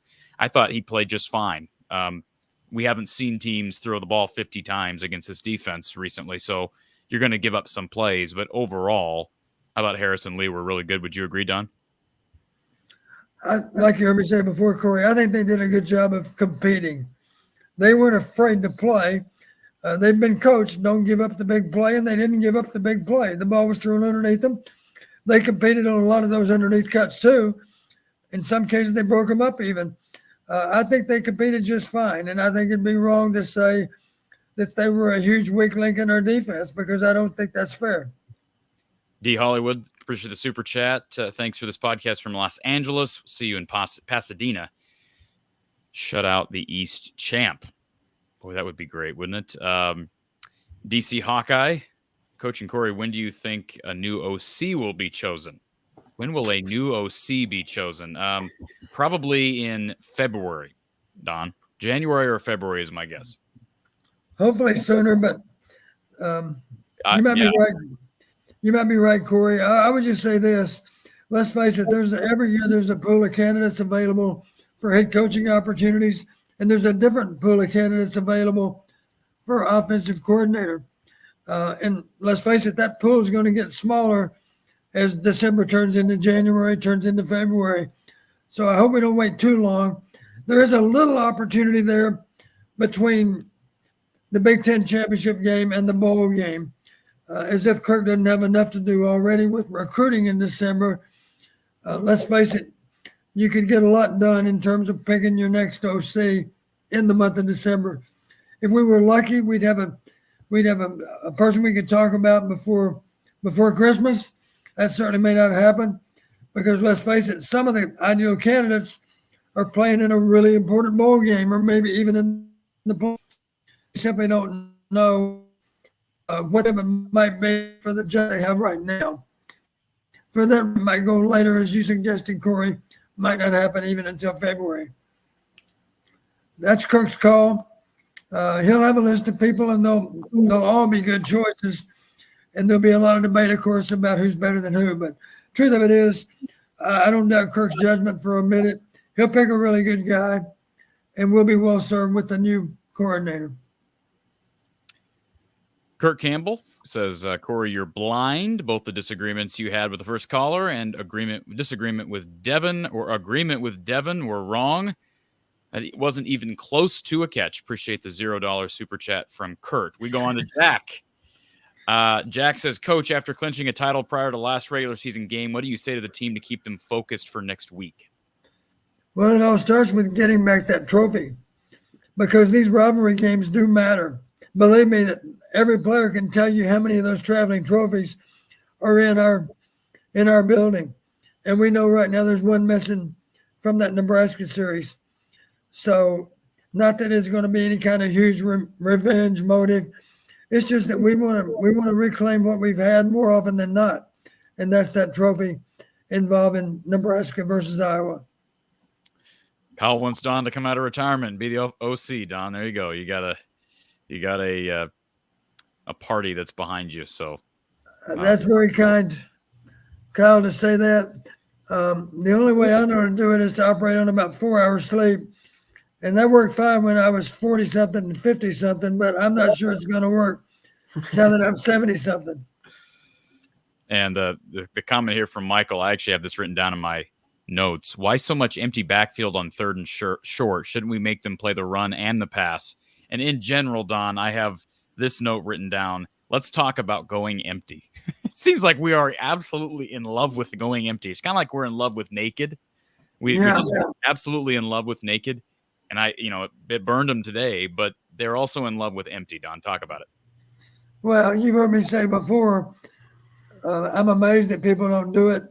I know we had it as part of our defensive package. If somebody went empty on us, depending on who you were, or if they were trying to really wear us out with empty, you got to discourage them from going empty. The best way to do that, go zero blitz. You heard me talk about it, Corey. How about this? You got 5 blockers to protect that quarterback. Let's just to have fun with it with 6 rushers. Now you tell me how 5 linemen are going to block 6. It's not happening. Furthermore, those 5 cover guys now know the ball's got to come out right now. So what are we going to do? We're going to defend knowing that the ball's got to be thrown immediately. And I promise you, if you get a steady dose of that, you're going to think long and hard about going back to empty. So we haven't seen it yet, but I'd be prepared for it because Matt Rule is nobody's fool. Matt Rule knows defense. I'm not saying Nebraska's going to do it, but it wouldn't surprise me if they did. So we better have a plan for empty. That's all. A plan for zero blitz versus empty. That's my point. Mark wants to know, what are the chances a 2 or 3 loss Big Ten champion in Iowa makes the playoffs? As Hayden Fry would say, slim to none and slim left town, right, Don? Corey, you knew that was on my mind, didn't you? Yes, because it was on my mind, Don. So yes, that's not happening. The only way that would happen, potentially, like the only time that the meter would even go to like 0.25% would be if somehow Iowa dominated either Michigan or Ohio State, and they're 11-2, and then chaos breaks out across the landscape of college football. Then maybe we're talking about a possibility. The committee looking at 11-2 Big Ten champion Iowa that actually should probably be 12-1 in all reality, but again, almost impossible at this point. All right, let's go back to our Iowa Smokehouse call-in line. I promise we're gonna get to Connor. I've got Jeff in front. Jeff, thank you for calling Iowa Postgame with Coach John Patterson. All right, thanks for having me. Hey, I was just wondering, they didn't have any post-game celebration on the field like they've had in the past with the Big Ten Championship trophy presentation. I would have loved to see Beth Getz hand that trophy over to Coach Ferentz, either one. I just think it's a travesty the way things were handled, an embarrassment. And I'm glad to see the players that supported Brian both on the field, and then I don't know if you guys are able to listen to the post game with Dolph and Eddie, but we listened to that on the way home from the game, and they were so supportive. Two guys that have taken heat from a lot of people with speculation, Caleb Brown and Caleb Johnson. Caleb Brown, he was benched for this, benched for that. He singled out, unsolicited, Brian Ferentz by name after the game and what good a coach he is and what kind of support he's given. And same thing with Caleb Johnson. Oh, he hasn't been getting the touches. He's in the doghouse, that type of thing. He said, I mean, he showed nothing but a team-first attitude, and I think that just speaks so highly of the coaching staff, and it makes you proud because they've been dogged, and I just wish Beth Getz was held to the fire a little bit for this situation on how poorly this was handled. Whether it was leaked or not, it shouldn't have been done. It should have been waited till after the season. It was an embarrassment the way they handled it, and I'm glad they were able to win on their home field, and I think they should have celebrated on their home field like they've done in the past and had that trophy handed to them. Don, do you have a response to that? No comment. Kyle, you have a response, Kyle? Well, I mean, I will say that I agree with the point about the Calebs. I think those two have been both highly professional over the course of the season, particularly Caleb Brown, who came from Ohio State and really got – I mean, when was his first catch was against Northwestern, right? I mean, for him to hold on that long and then break out the way that he has the last couple of weeks, I think speaks really highly of him and is really impressive, and Caleb Johnson as well. So, Jeff, I love you, and I know you call in the show, and I appreciate that, and you watch the show, and everybody, I'm fine with the difference of opinion, but I don't agree with you on this, right? Yeah, that's fine. They're 9-2, Yeah, they're 9-2, but the offense still sucks. So I mean, they've improved. They've improved every week. No, they haven't. They went backwards this week. Let's just call a spade a spade. They went backwards this week.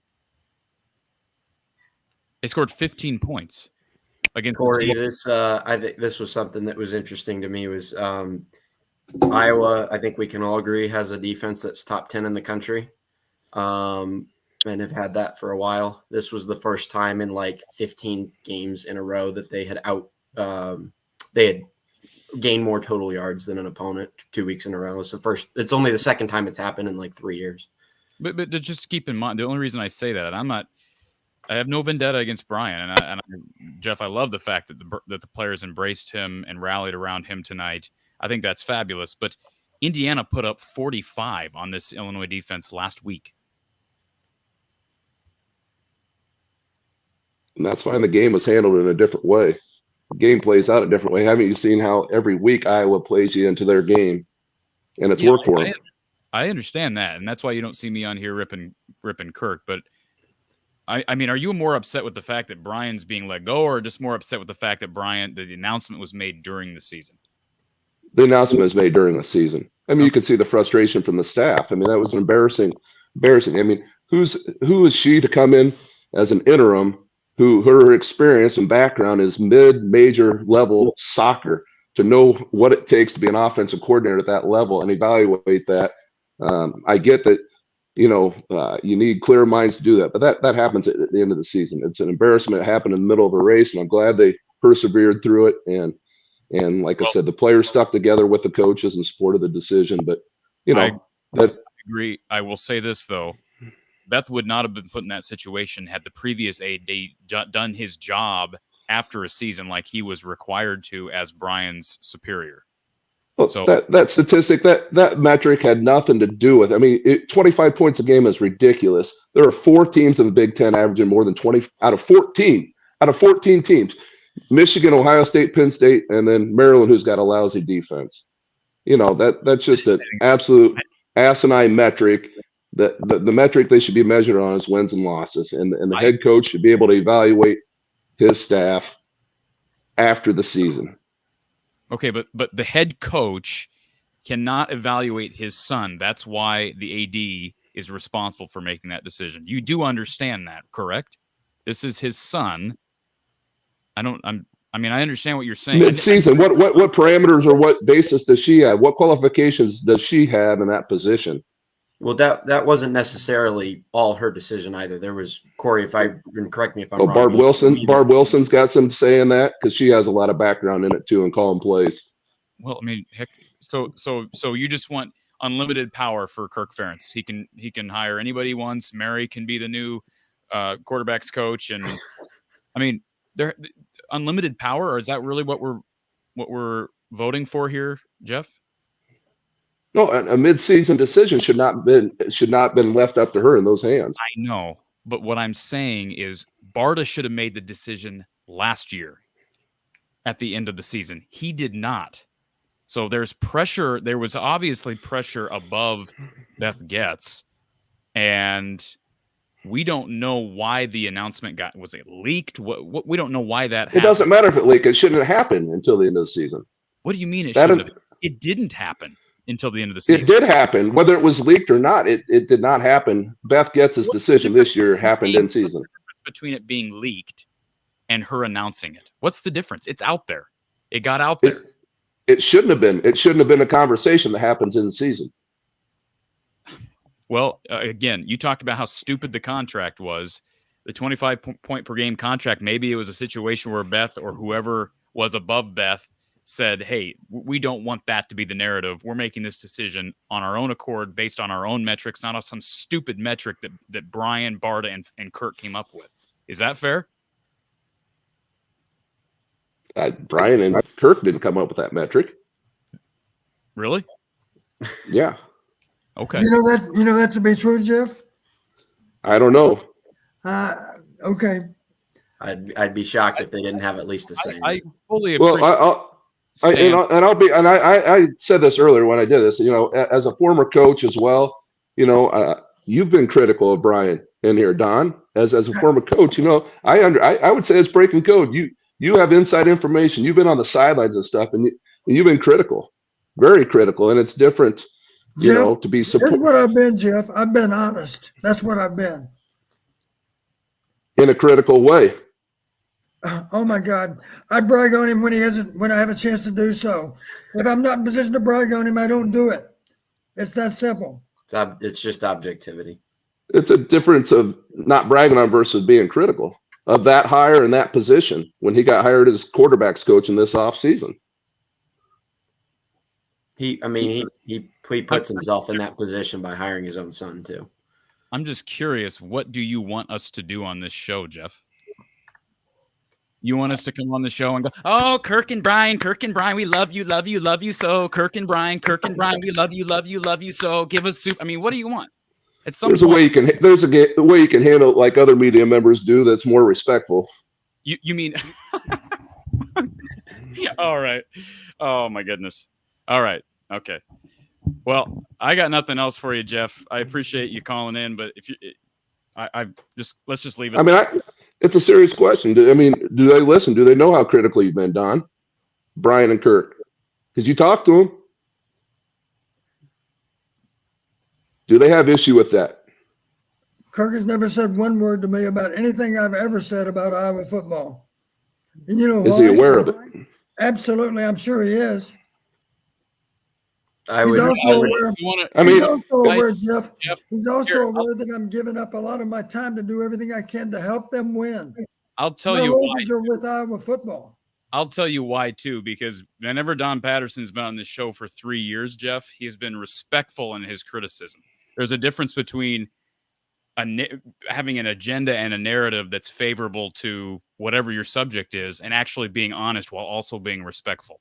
I would also assume as well that Coach Patterson has the respect of Kirk and a relationship enough with Kirk to the point where he could say all of the same things that he says on the show to Kirk in person. Maybe even a little bit more, Jeff, if he chose to. And that's for Coach Patterson to tell us, but I'm just venturing to say that.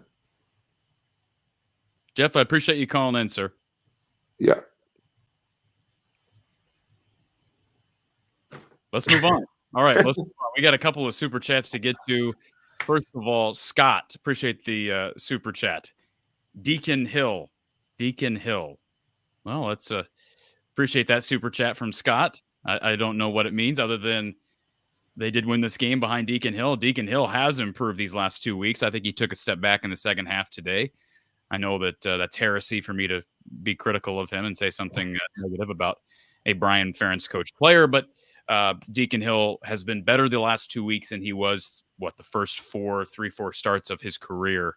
And they're going to need that, especially maybe not at Lincoln. I think they're probably going to, it's a good defense that they're playing this next week, Don, on Friday night against the Huskers. And I, of course, haven't been watching the Nebraska-Wisconsin game. I believe Wisconsin pulled that off. Do you have a score by chance, Kyle? For Nebraska? Yeah, let me pull it up here. Well, I will say I would give you a score, but I haven't played the golf yet, so maybe I'll let the golf decide again. Okay, so Wisconsin is leading Nebraska right now, 17-14, but Nebraska's in field goal range. So yes. I might as well pull this is just beautiful. I'm going to pull this game up on my my NBC Sports app and get this going. Let's appreciate the super chat. Very generous donation from Scott. Thank you for that. Also, there was a Venmo donation from Brian Bourne. I don't know which one I love more, the CD3 hoodie or the Coach Patterson cowboy hat. Go Hawks. So appreciate that, Brian. Thank you for the donation, and I am going to get this the end of the Nebraska game. By the way, the Mavs lost, so that's great news. Get this going here. Okay, let's add in Yakov 22 to our Iowa Smokehouse call-in line. Yakov! Hi, guys. How are you? Looked like you were in a trance there. Yeah, because literally Nebraska just kicked the game-tying field goal. Well, just when you put me on, so I was following the field goal. Okay. No trance. I was just looking up at the TV there. Well, I appreciate you being here. Yes, well, I appreciate you guys having me. First of all, Corey, congratulations. I really hope we're playing you guys in 2 weeks. We very well could see Ohio. I kind of hope that too. I don't like. I made the comment a week or two ago. I hope Michigan loses every game from here on out for a number of reasons. I don't need to get into it right now. Yeah, I'm not going to get into that. That's not my call, but I have more respect right now for Ryan Day than I do for Jim Harbaugh, for a number of reasons. But I think Iowa, people like Eric Alcade McNamara, even though they're not playing in this game, would rather play Michigan. Huh? Okay. Well, that's interesting. Actually, I called you. Not that that's not a good topic, but I saw a few minutes ago you had a super chat about any chance Iowa gets in with 2 or 3 losses, and so no. But if this was next year, the 12th team, if this time next year, very much, and they only lose 2 games, lose 2 games in the Big Ten. Yakov, there's 16 in the country right now in the college football playoff polls right now. 16 in the country, so. They would absolutely, Don, if we had a 12-team playoff this year, these next 2 games would be, you win these next 2 games, you're in. Without question, you're in. Yeah. So we wish we had the experience. Going into today's game, we were ranked 16th, right? Correct. So it wouldn't be hard to move our way up into the top 12. Well, if they won the Big Ten title game, they easily be in the top. They'd probably be in the top 8. Moved, I believe, 6 rankings after the win against Rutgers. The biggest movement of any team in the college football playoff rankings. So the committee took notice of that offensive performance last week. Yeah, for sure. And obviously our game against Michigan would be only for seeding. It's going to be a very weird feeling next year where, first of all, I don't think Michigan is going to be anywhere. They're not going to be 11-0 next year. I can assure you that. But, it's such a situation a season-ending game like that would. College football is totally different next year. It'll just be for seeding. Both teams will be in the playoffs. So the way we've looked at college football all these years is going to change dramatically. Yep. Yeah. Less of an emphasis on conference championships, more of an emphasis on the playoffs. And it's going to be a lot easier to make the playoffs than it is going to be to win the Big Ten moving forward. It might almost be like college basketball. Let's say you win the Big Ten, and then you flame out in the second round, but another team finishes fifth and gets to the final eight.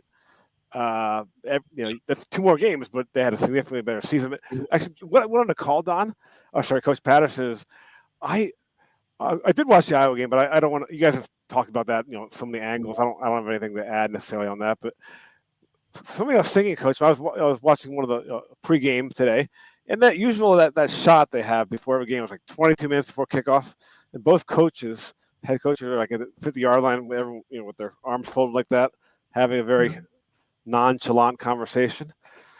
Coach, I was always wondering, what are you guys talking about? What are some things you guys are talking about in that 22 minutes before kickoff conversation? Well, Corey, I hope that's a worthwhile thing to bring up here, Corey. Truth be known, I'm sure they were reminiscing to some degree about games maybe that they've been part of in the past that might involve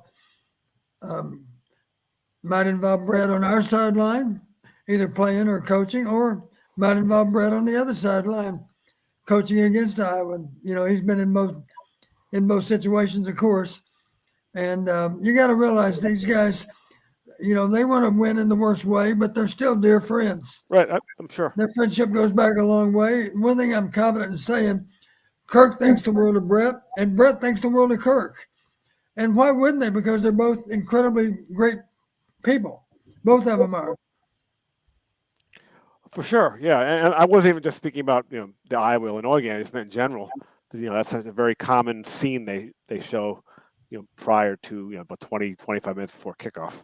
Yeah, it depends on how well they know the other coach. Oftentimes, of course, you do know the families. For sure, yeah. You at least know the spouses, if not the children. So part of that visit, if they haven't talked in some time, is just to kind of get an update on each other's families, how they're doing. Because let's face it, Kirk and Brian, listen to me. Kirk and Brett were great friends a long time ago before they ever coached against each other. Right. Okay. Interesting. And Corey, one last other question I'll ask is, Coach, the last 7 weeks we've heard so much about signals. Not getting into that whole thing. That takes your show in a whole different direction. But remember, I'm someone who played 2 years of middle school football as a bench warmer. So that's the zenith of and that's 30 years ago. But with that in mind, we watch them do all these signals, and Coach, I was just wondering when the team's looking at that, is one of those signals to tell the offensive line the blocking scheme, another one to tell the receivers which pattern they're running, another one to the tight end if he's going to stay in or run out in a pattern. Fourth one is the running back is he going to is he going to run out for a swing pass? Is he in there for pass pro? What does each thing mean? Well, the signal is simply a communication so that everybody understands what the play call is, but the burden's on you as an individual to know your assignment. Now, if you're an offensive lineman, you're going to get an indication from the center as to what the blocking scheme is all about. But the bottom line, there's individual responsibility for knowing exactly what to do with all these plays. And if you don't know, you might ask your neighbor. If you're the left tackle, you might check with the left guard just to verify what he's doing. But believe me, there's constant communication to try to be sure that you eliminate assignment errors. But you're not going to get any kind of indication from the bench about who you're supposed to block. You have to understand the scheme and then be able to carry out the scheme. Right. And each receiver knows, hey, this is my pattern. And the running back knows if he's supposed to stay in for pass pro or be ready to catch a pass. Yeah, and it's one reason you do get into some pretty long huddle calls. It might be a set of numbers and a set of descriptive words too. So when you add all those together, it might be as many as 6 or 8 different communication points to be made. You've run across a few huddle calls that are out there, and they're pretty complicated, because you got to. Let's face it. If you want a player to line up in a certain position and then move to another position, there's got to be a word that tells him to do that, unless it's just standard for all plays in that particular formation. And typically it's not. But you have a word that triggers him, that alerts him. It means I start off lined up on the right, and then when the first signal is given by the quarterback, I shift to another alignment. It's got to be communicated with a specific word that tells him what to do. Okay. Thank you, Coach. Uh-huh. I always enjoy when I can ask you something and that I've always been thinking of a coach, and you always give concise and very excellent answers. Yeah, a simple example might be the huddle call is pro right jump. Pro right jump, maybe it's understood. That means we start off in empty and then we jump back into pro right. Right? So jump tells you, it alerts you, let's start off in this particular formation. It might vary from week to week, but jump has to tell you specifically what to do. You start off in one position, and then at the right time, you shift into another position. Wow. That's how it might work. There seems like there's so much to remember, Coach.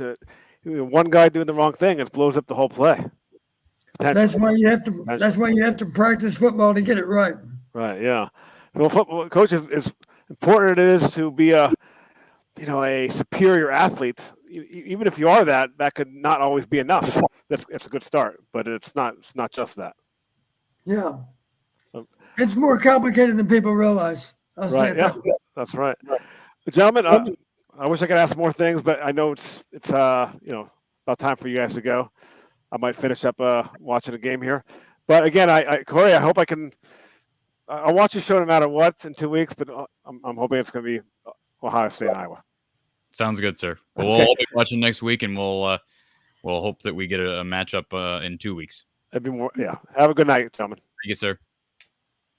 Lemansky says, Coach, your integrity is without argument. I would second that. Without it, Don. Without argument. I appreciate Lemansky's comment. Let's see. Iceman 57. Thank you, Lemansky. Iceman 57.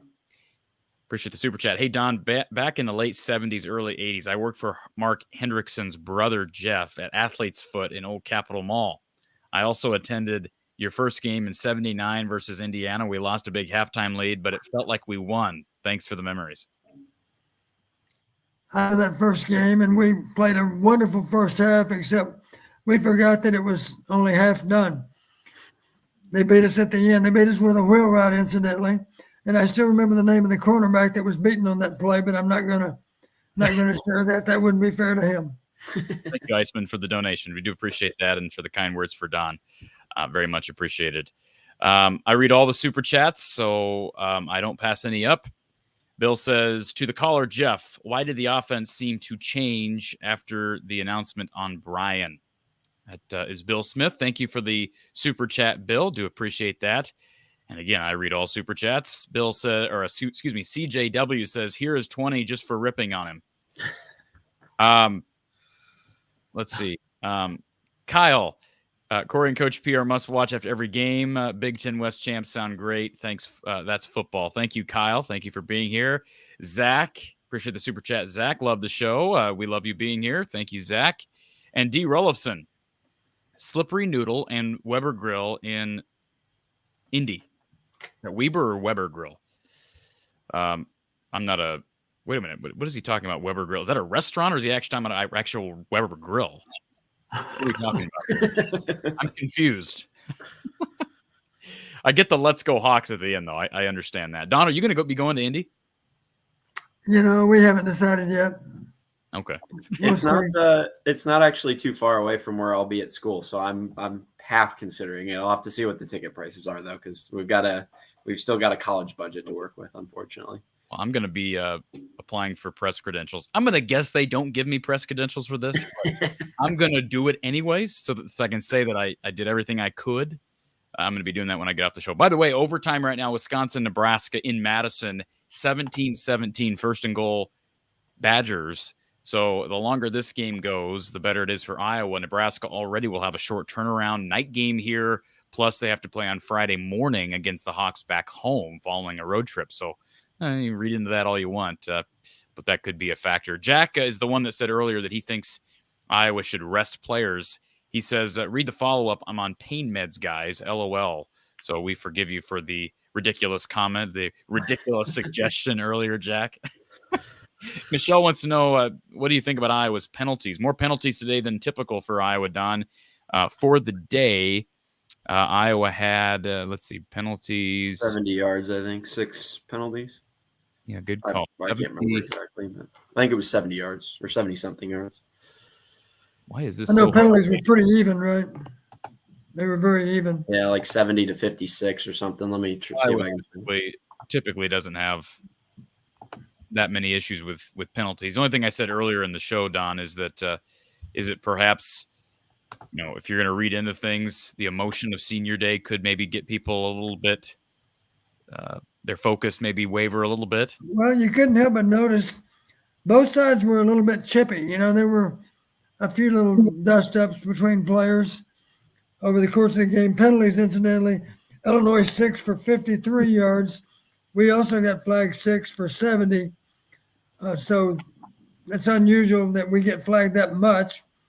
But obviously, there were a couple of questionable calls that were made that went against us. And Illinois fans would probably say the same thing about it from their viewpoint. Touchdown, Wisconsin. Extra point is good. 24-17 now. Badgers leading the Huskers heading into the second half of overtime number 1. D. Rollifson says, to explain, great restaurants in Indy close to Lucas Oil Stadium. I always hear about the Beef House on the way out there. Have you been to the Beef House before, Don?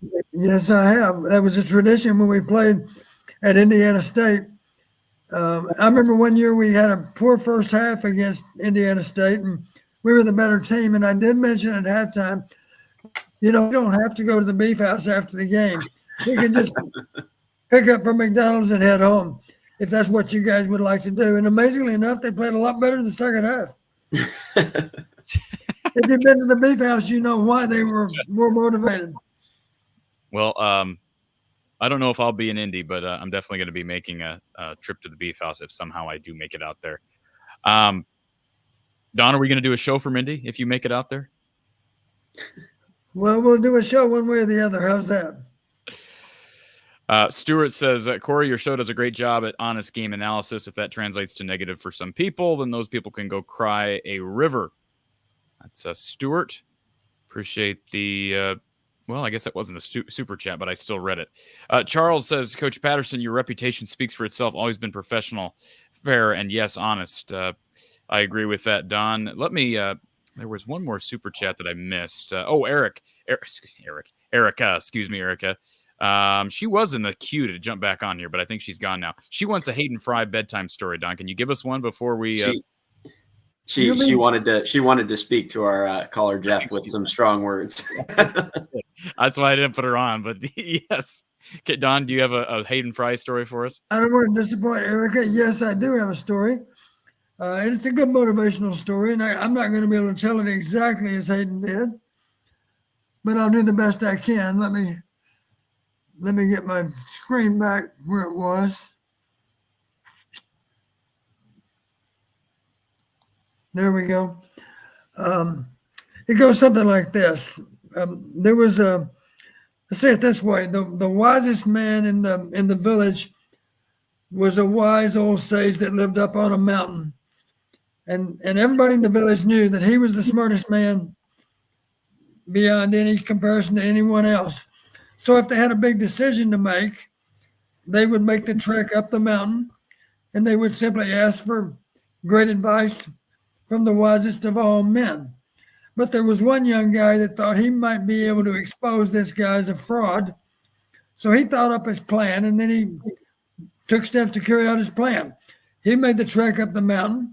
And when he got to the wise old man, he said to the old man, I have a bird in my hand behind my back. If you're so wise, you tell me, is that bird alive or dead? And you know what the wise old man said? He said, my son, it is in your hands. make it as you wish. And that was the lesson. And Coach Fry's point was your season that we're about to embark on here, this is back in camp, your season is in your hands. Make it as you wish. So that's a story I do recall, and I thought that was a good story because it has a clever little ending that does tie into the fact that you ultimately have your fate in your own hands. So take steps to make it what you want it to be.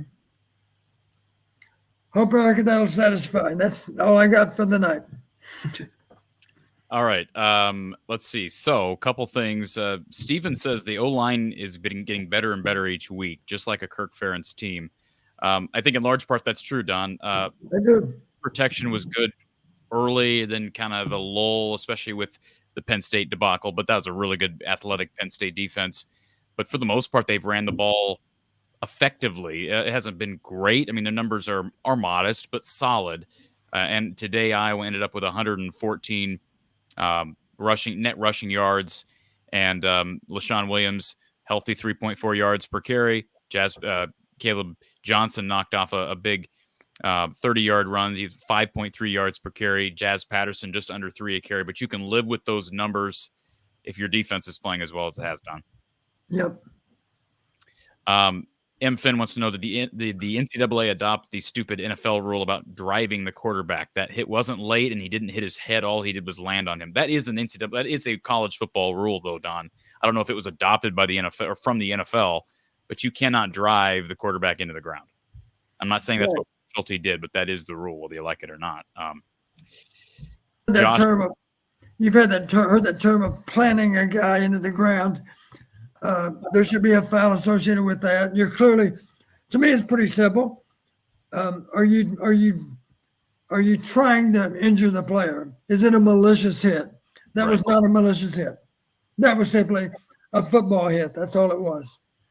Real quick, before we get to our comment here from Josh, I'm going to walk everybody through this. I'm sure somebody will throw it up in the chat before it jumps over my screen. Wisconsin's up 24-17 overtime against Nebraska. Nebraska now has 4th and 16 in overtime. So this is a do or die situation. They got to go for it. Let's see, play clock now under 10. They're at the Wisconsin 31. So they've actually been pushed back on this drive. 4th and 16. And here comes the snap out of the shotgun.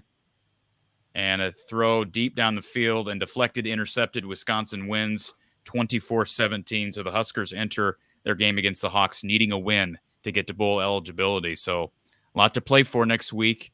And I'm sure this will be somewhat of an emotional loss for the Huskers. They had a chance to steal one up in Madison, but the Badgers walk away with a win. And now they are bowl eligible in Luke Fickell's first year at the helm.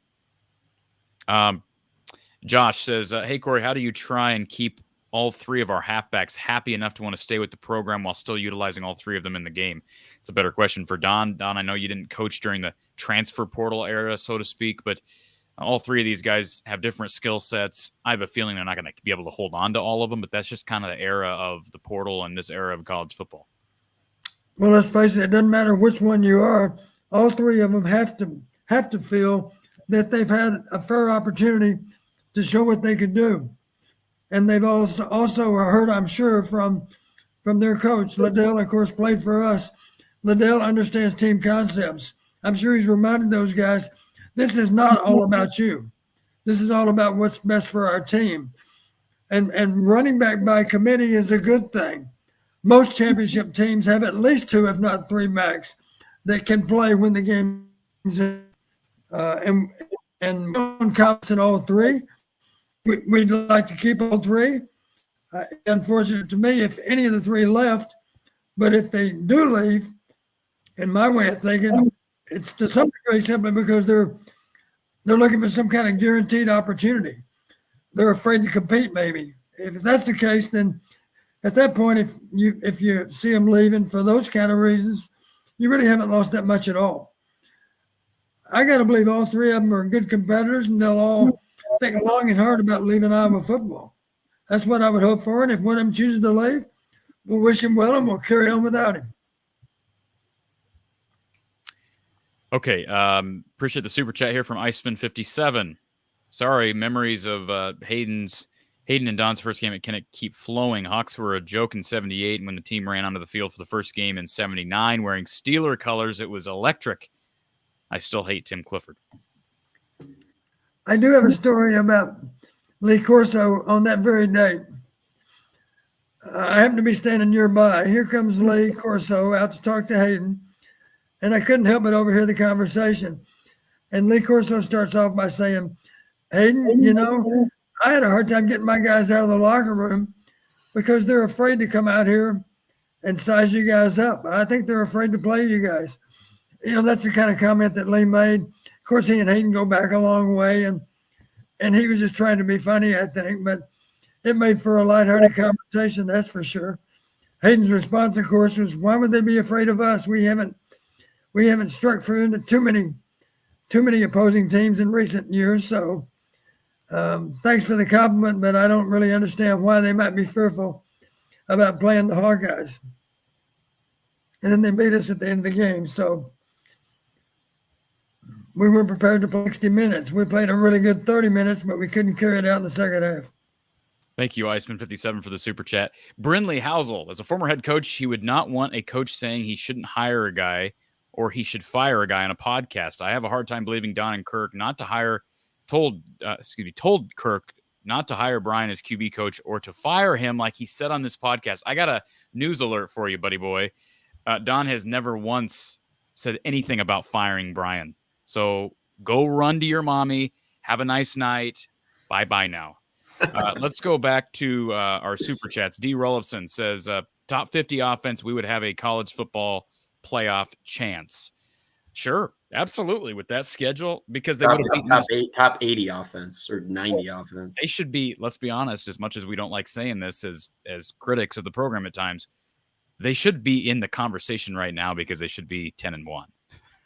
As much as I don't think any of us believe they're going to win the Big Ten championship game or certainly be able to compete in the playoff, if they were 10-1, 11-1, 12-1 Big Ten champs, the committee would have a hard time keeping them out. Heck, they're 16 in the college football playoff rankings right now with that loss to Minnesota and the blowout to Penn State. So it wouldn't take that much more. And again, if it was a 12-team playoff, it wouldn't matter. They'd be in the race right now. Mark says, not wearing Hawkeye logo and head coach silent. Kirk's leaving or doing something to get himself fired. Well, he's not getting fired. A lot of strange comments in the chat here. I do want to bring this up because it's been brought up to me and people have asked questions and we have not addressed it, Don. Do you read anything into the fact that Brian Ferentz has been wearing all black with no Hawkeye logo the last 2 weeks? I know that's been brought up. It does seem odd, but I don't know how to interpret it. I guess that'd be a better question for Brian. Right. For all I know, Brian didn't wear logo gear in one of the early season games. I don't know. Yeah, exactly. Charles wants to know if there's any potential transfer portal players leaving. Caleb Brown was on the radar for me, but lately I've been wondering about Caleb Johnson, Joey Labus. Frankly, I don't know. I hate saying this, but I have a hard time seeing Joe Labus stick around. And you know, Caleb Brown is involved now, but guys are jumping ship, seems like constantly. Caleb Johnson, one of these running backs, is probably going to leave. There have been rumors about Jazz Patterson, but these are just rumors. The portal window opens in less than a month. We're going to know a lot more in less than a month, and those questions will be answered. And Charles brings up rumors of Vegas and affecting college football NFL games this year. Refereeing, I'm starting to think otherwise. What's your honest thoughts, Don? Do you think the gambling scene in sports and specifically college sports is affecting the game more than we realize? Well, I certainly don't think the officials are affected at all by any of that. I think they make it a point of not having any idea about what betting lines are because they don't want to have to admit that they do have an awareness. They have an idea of course, who's favored to win the game, but I'd be shocked if they ever paid any attention whatsoever to gambling betting lines. I don't think so. All right, before we go back, last couple callers, including your guy Connor, who's been waiting for a long, long time. So I appreciate Connor doing this. He is, after all, an Illini fan, so I don't really feel that bad about doing that. Let's go look at our. Let's give a shout out to our Iowa Smokehouse branding messaging here, and they are proudly sponsoring the show as they have each and every of the last couple of basketball and football postgame seasons and throughout football season this year. They're also with us for basketball once again. Use the code Hawkeyes for 15% off your total order if you need a better quality snack. And who doesn't on game day or any day? Check out what they have to offer at iowasmokehouse.com. They offer a full lineup sure to satisfy you and your family's snacking needs with their thick and tender cuts of beef jerky, their meat sticks, their delicious steak bites, their ketchups, barbecue sauces, and salsas. You'll never need to look anywhere else. Tasting is believing with Iowa Smokehouse. Use the code Hawkeyes for 15% off your total order. And Brad Van Meter and his team down at State Farm. Rates have never been this low with auto insurance. This is per Brad Van Meter, so take advantage of those prices, those rates right now. Give him a call. Maybe not right now. Don't give him a call at 10 p.m. on a Saturday, but give him a call on Monday, 515-256-6480. Or you can reach out by visiting him online, www.bradvanmeter.com. Again, that's bradvanmeter.com. You can visit him and his team in person at 4229 Fleur Drive down in Des Moines. Call Brad Van Meter for a free insurance quote. Our RTI Threads player of the game this evening is none other than Tory Taylor. He certainly has been passed up on a number of times for our player of the game award, Don, and we talked about him earlier. We talked a little bit about his performance tonight and what he's meant to this team this year, but can you put into words, now that he's been through his last game at Kinnick, how much things change? It seems like he's been here forever. How do you replace a guy like Tory Taylor? It's going to be difficult. I've never discussed it with any of the coaches, but I've heard we have a lead on another guy from Australia. Have you heard that same thing? Yes. Is he already committed? I don't know. I don't keep track of recruiting. No, he's not committed. Last I knew, let me see if I can go ahead and talk about Tory, Don, and I'll pull this up, but I'll try to find the information I've got. Well, first off, I'll say it this way. You know, I had the chance to see Reggie Roby punt, of course, and now I've seen Tory punt. And I also had a guy at Western Illinois by the name of Mike Cyphers.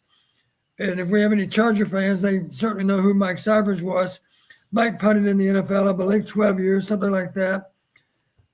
Outstanding punter, one of the best in all of the NFL. And to back that up, there was a playoff game at Indianapolis, and after the game, when the Chargers won, no less than Peyton Manning said in a post-game interview, said, "We lost today because of Mike Cyphers." What an ultimate compliment to be made to a punter. So here's Peyton Manning, the opposing quarterback, saying Mike Cyphers was the difference in the game. Tory Taylor has the capacity to be that kind of difference even in the NFL too.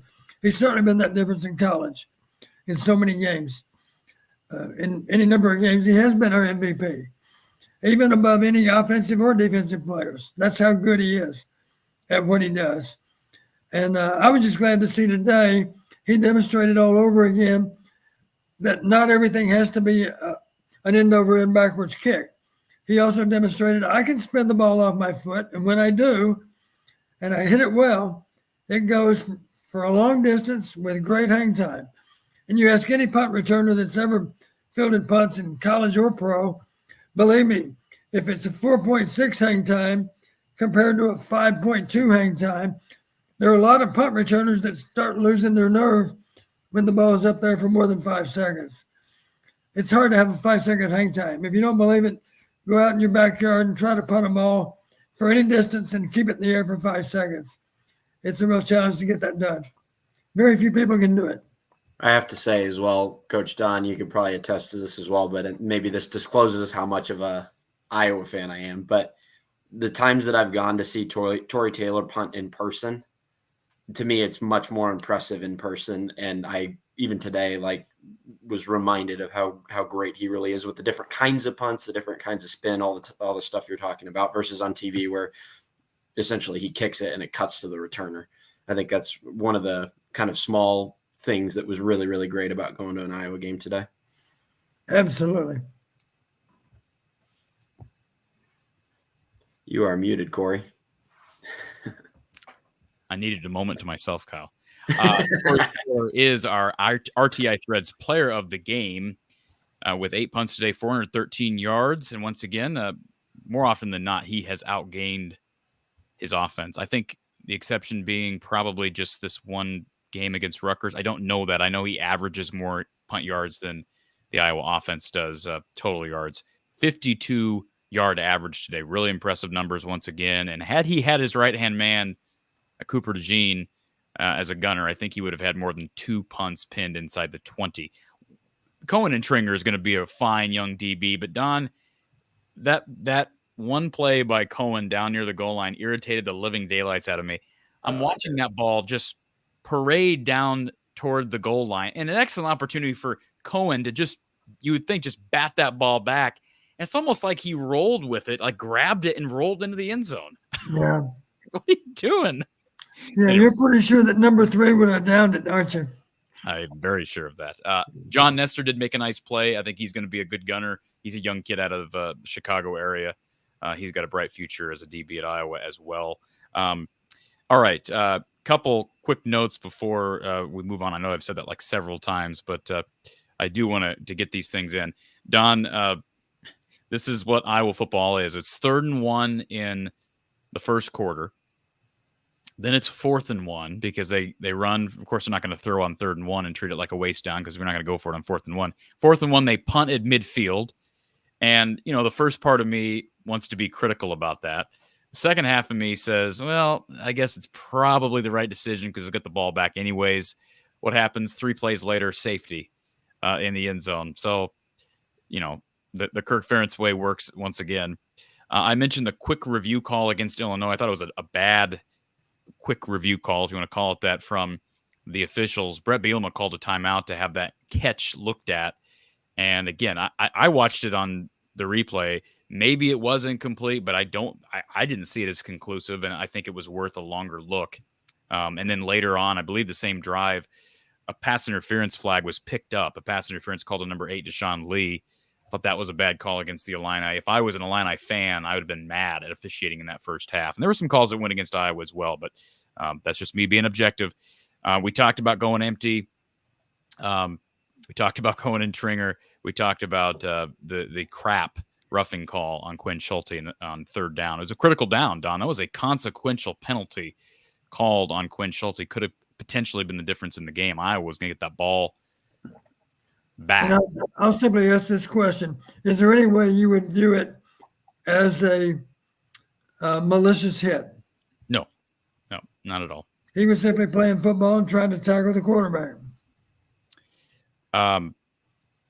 Real quick for everybody, just so everybody's aware, Iowa State now trailing Texas by 10 late in the 4th. Iowa State with the ball. So we'll keep you posted on that. Erica says that she's surprised Jeff didn't get a buddy boy. There's still time, Erica. There's still time. D. Rollison, 24 Kirk passes. Amos Alonzo Stagg, 25-26 for Hayes. I don't know how the math works out there, but can he pass Hayes by 25, Don? I don't know. I'm not sure. To be honest with you, it's a little bit unfair to base it on wins because the dirty little secret, of course, they play more games nowadays than they did in yesteryear. Yep. So it's don't get me wrong, it's a wonderful accomplishment, but it's only part of the picture. And Iceman 57, appreciate the super chat, Iceman.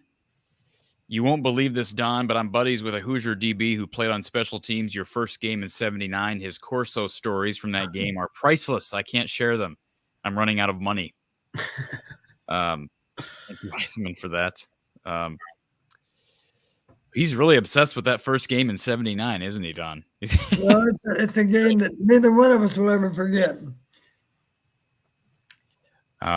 Yes. D. Rollison, I read the super chat already from him. Okay. Wolverine Nation, thank you. Says probably the best after game podcast on YouTube. I appreciate that. Wolverine Nation. All right. Let's bring your buddy in here, Kyle. Let's bring Connor into the mix here. All right, Connor. So what's up, y'all? Can you hear me first off? We can hear you. Awesome. Just so everybody's clear, I watched the video. It's legitimate. Kyle sent it to me way prior to the game. It's legit. There's no doctoring. So let's go ahead and watch the video. I'll pull it up on Instagram so everybody can see it and give Kyle a little plug on his Instagram here. So Don, this is proof. Again, this was sent to me prior to the game ever starting. And if you want, Kyle, you can kind of walk him through this, and I'll pause it at certain points during this video so he can see exactly what happened here. Okay. Hopefully everybody can see this. Can I make this full screen? Is it making? You can go to YouTube Shorts if you want. I put it up on YouTube as well. That might be a easier place to get it up. While you pull it up, I'll explain the video. So Connor and I, it was actually this morning, Corey. We went out at 10 o'clock before the game. Okay. Because we saw that the weather was nice, and we actually didn't even decide before we went that we were going to do this. But we got to the first hole. I can't remember where exactly we suggested it, but I think Connor suggested it. But we said what we're going to do is we're going to play the second, third, fourth, and fifth holes, and each hole is going to correspond to 1/4 of the game. And if we make a birdie on the hole, so he represented Illinois, I represented Iowa. If we make a birdie on the hole, our team is going to score a touchdown in the quarter. A par is worth a field goal. A bogey means our defense gives up a field goal, so the other team gets a field goal. And a bogey means that the other team gives up a touchdown, so the other team would score a touchdown. And then whatever the total score was at the end of the 4 holes would be our predicted score for the game. And what happened was on the first hole, Connor made a birdie, I made a par, 7-3 Illinois. Second hole, I made a bogey, Connor made a par, so it was 13-3 Illinois. 13-3, yep. And then on the third hole, I made a par and Connor made a bogey, so it was 13-9 Illinois. And then on the last hole, Connor made a bogey, I made a par, 15-13 Iowa. Wow.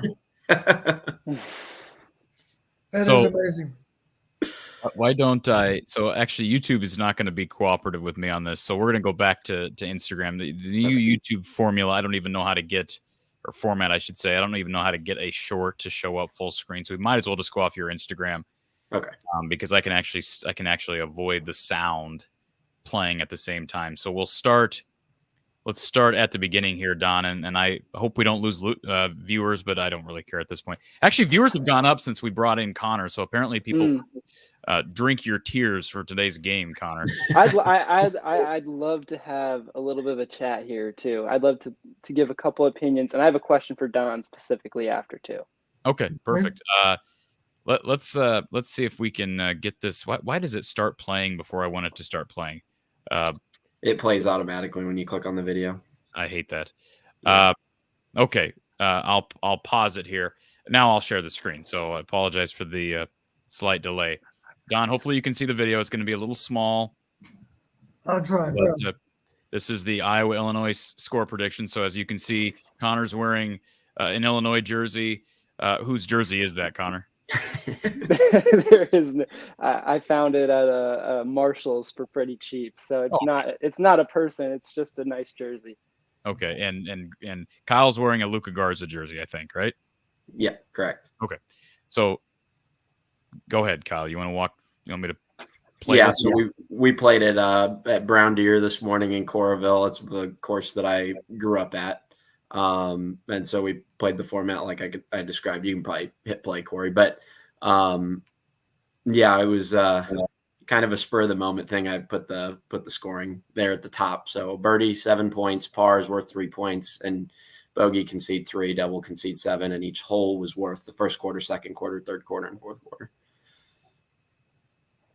So I mean, I wasn't pretending to actually be tracking this as I'm seeing your shot tracker and everything, Yeah. but we can watch this through and actually see. It takes a lot of hard work to get all these different camera angles and all these shots recorded, I'm sure.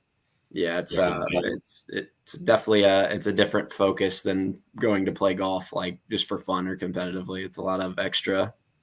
What course is this, guys? This is Brown Deer in Coralville. It's Okay. actually not too That's far what I from- thought. Yeah. I knew it wouldn't think about it. Yeah. They've got into the first quarter, Illinois up 7-3. We move on to the second quarter. That was a nice slice into the creek. I'll slice the crap out of that, and Connor hooked the crap out of that. Well, I was in play, he wasn't, so I was not. Yeah. Nice little wedge out of the rough there. Well, you sped those putts up quite a bit, didn't you? I do. Unfortunately, I have to keep my clips under 3 minutes or 2 minutes, or otherwise I start to lose viewers. Whoa, massive hook from Connor there. Yeah. He saves himself out of the trees. And then the 2-iron from Kyle there, right? Wow, what a recovery that was. That was a beauty. Yeah. 2-iron. And missing high. I missed high as well. So it was 13-9. 13-9. That was a beautiful shot. Just a little bit too long for Connor. Kyle hit a beauty into this one. So I can be critical about this because I wasn't playing. I'm sure nobody Blew would the putt by a little bit. And then Connor was actually very close to making this. Wow. It is done. Yeah. Now, par. Look at that final score, Don. That was posted, an hour before or 30 minutes before kickoff? Hour before kickoff. Yeah. Don, You guys could make a lot of money with this, you know.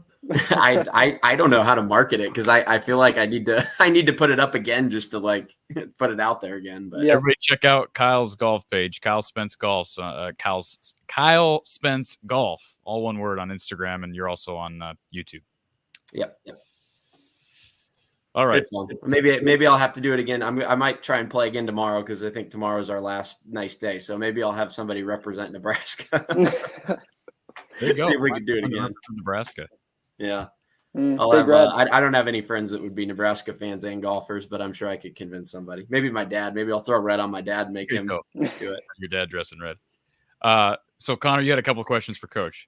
Well, yeah. So first off, just one observation and then a question. So observation was Caleb Brown was a stud. It reminded me of Isaiah Williams because he was a high-ranked wide receiver.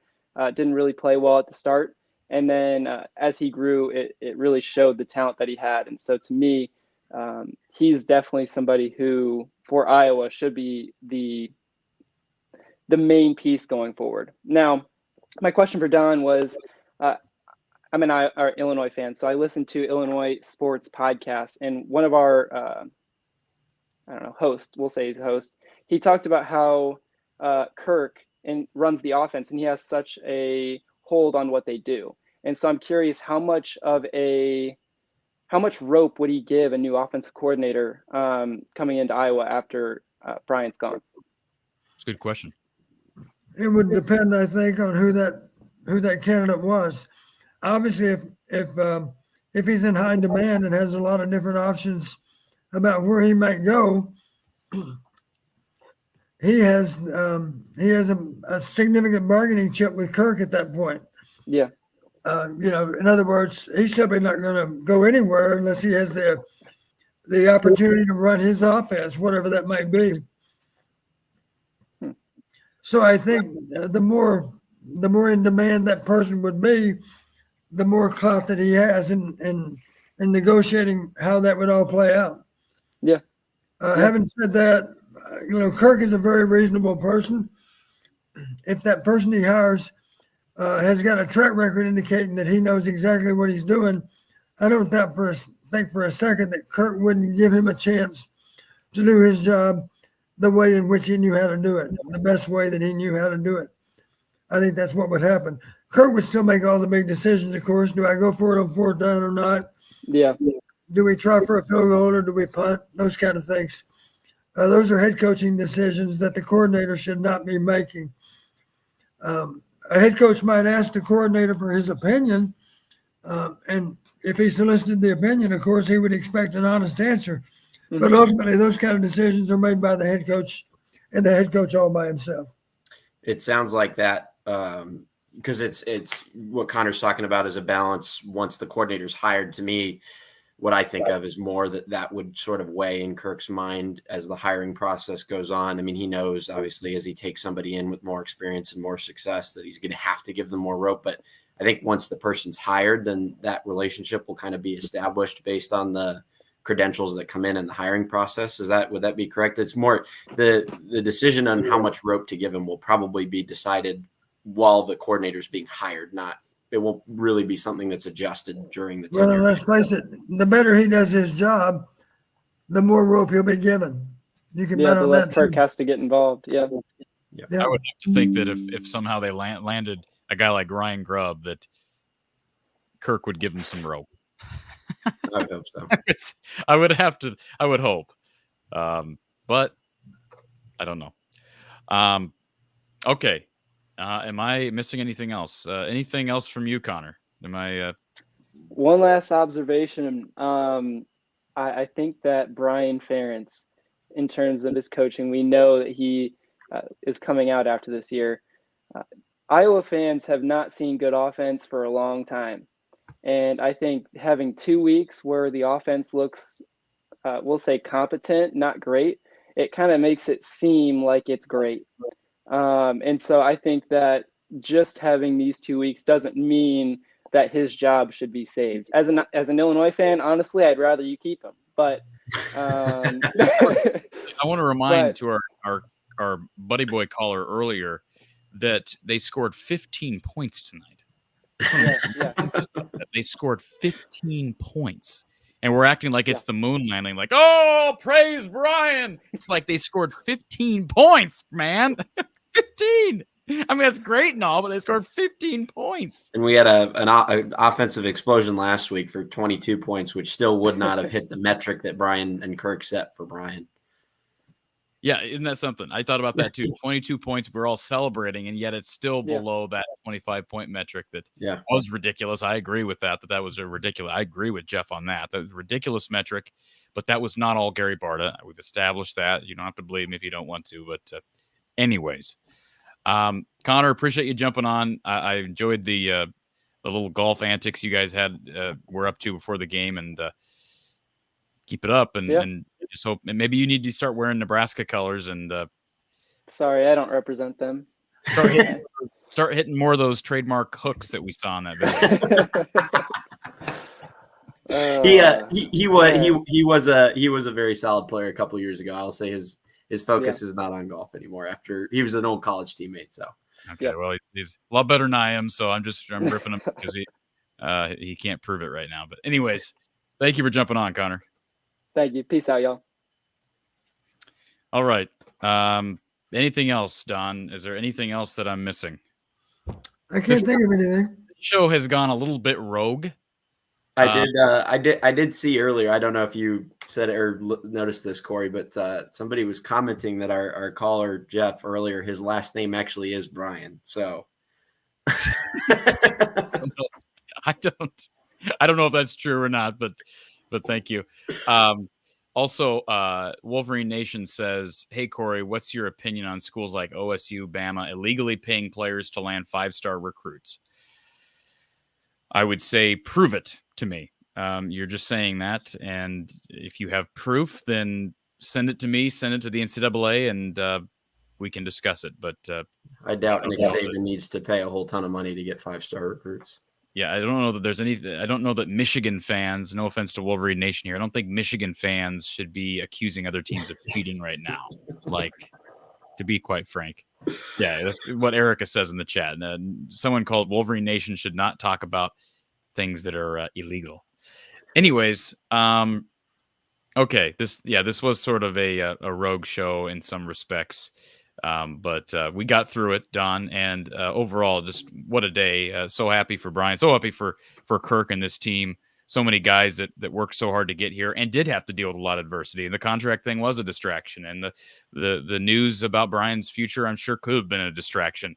They dealt with injuries to some of their better players, and yet this team rallied to 10-1. It just, I think, is a testament to how great of a coach, or excuse me, 10-1. I keep saying that 9-2.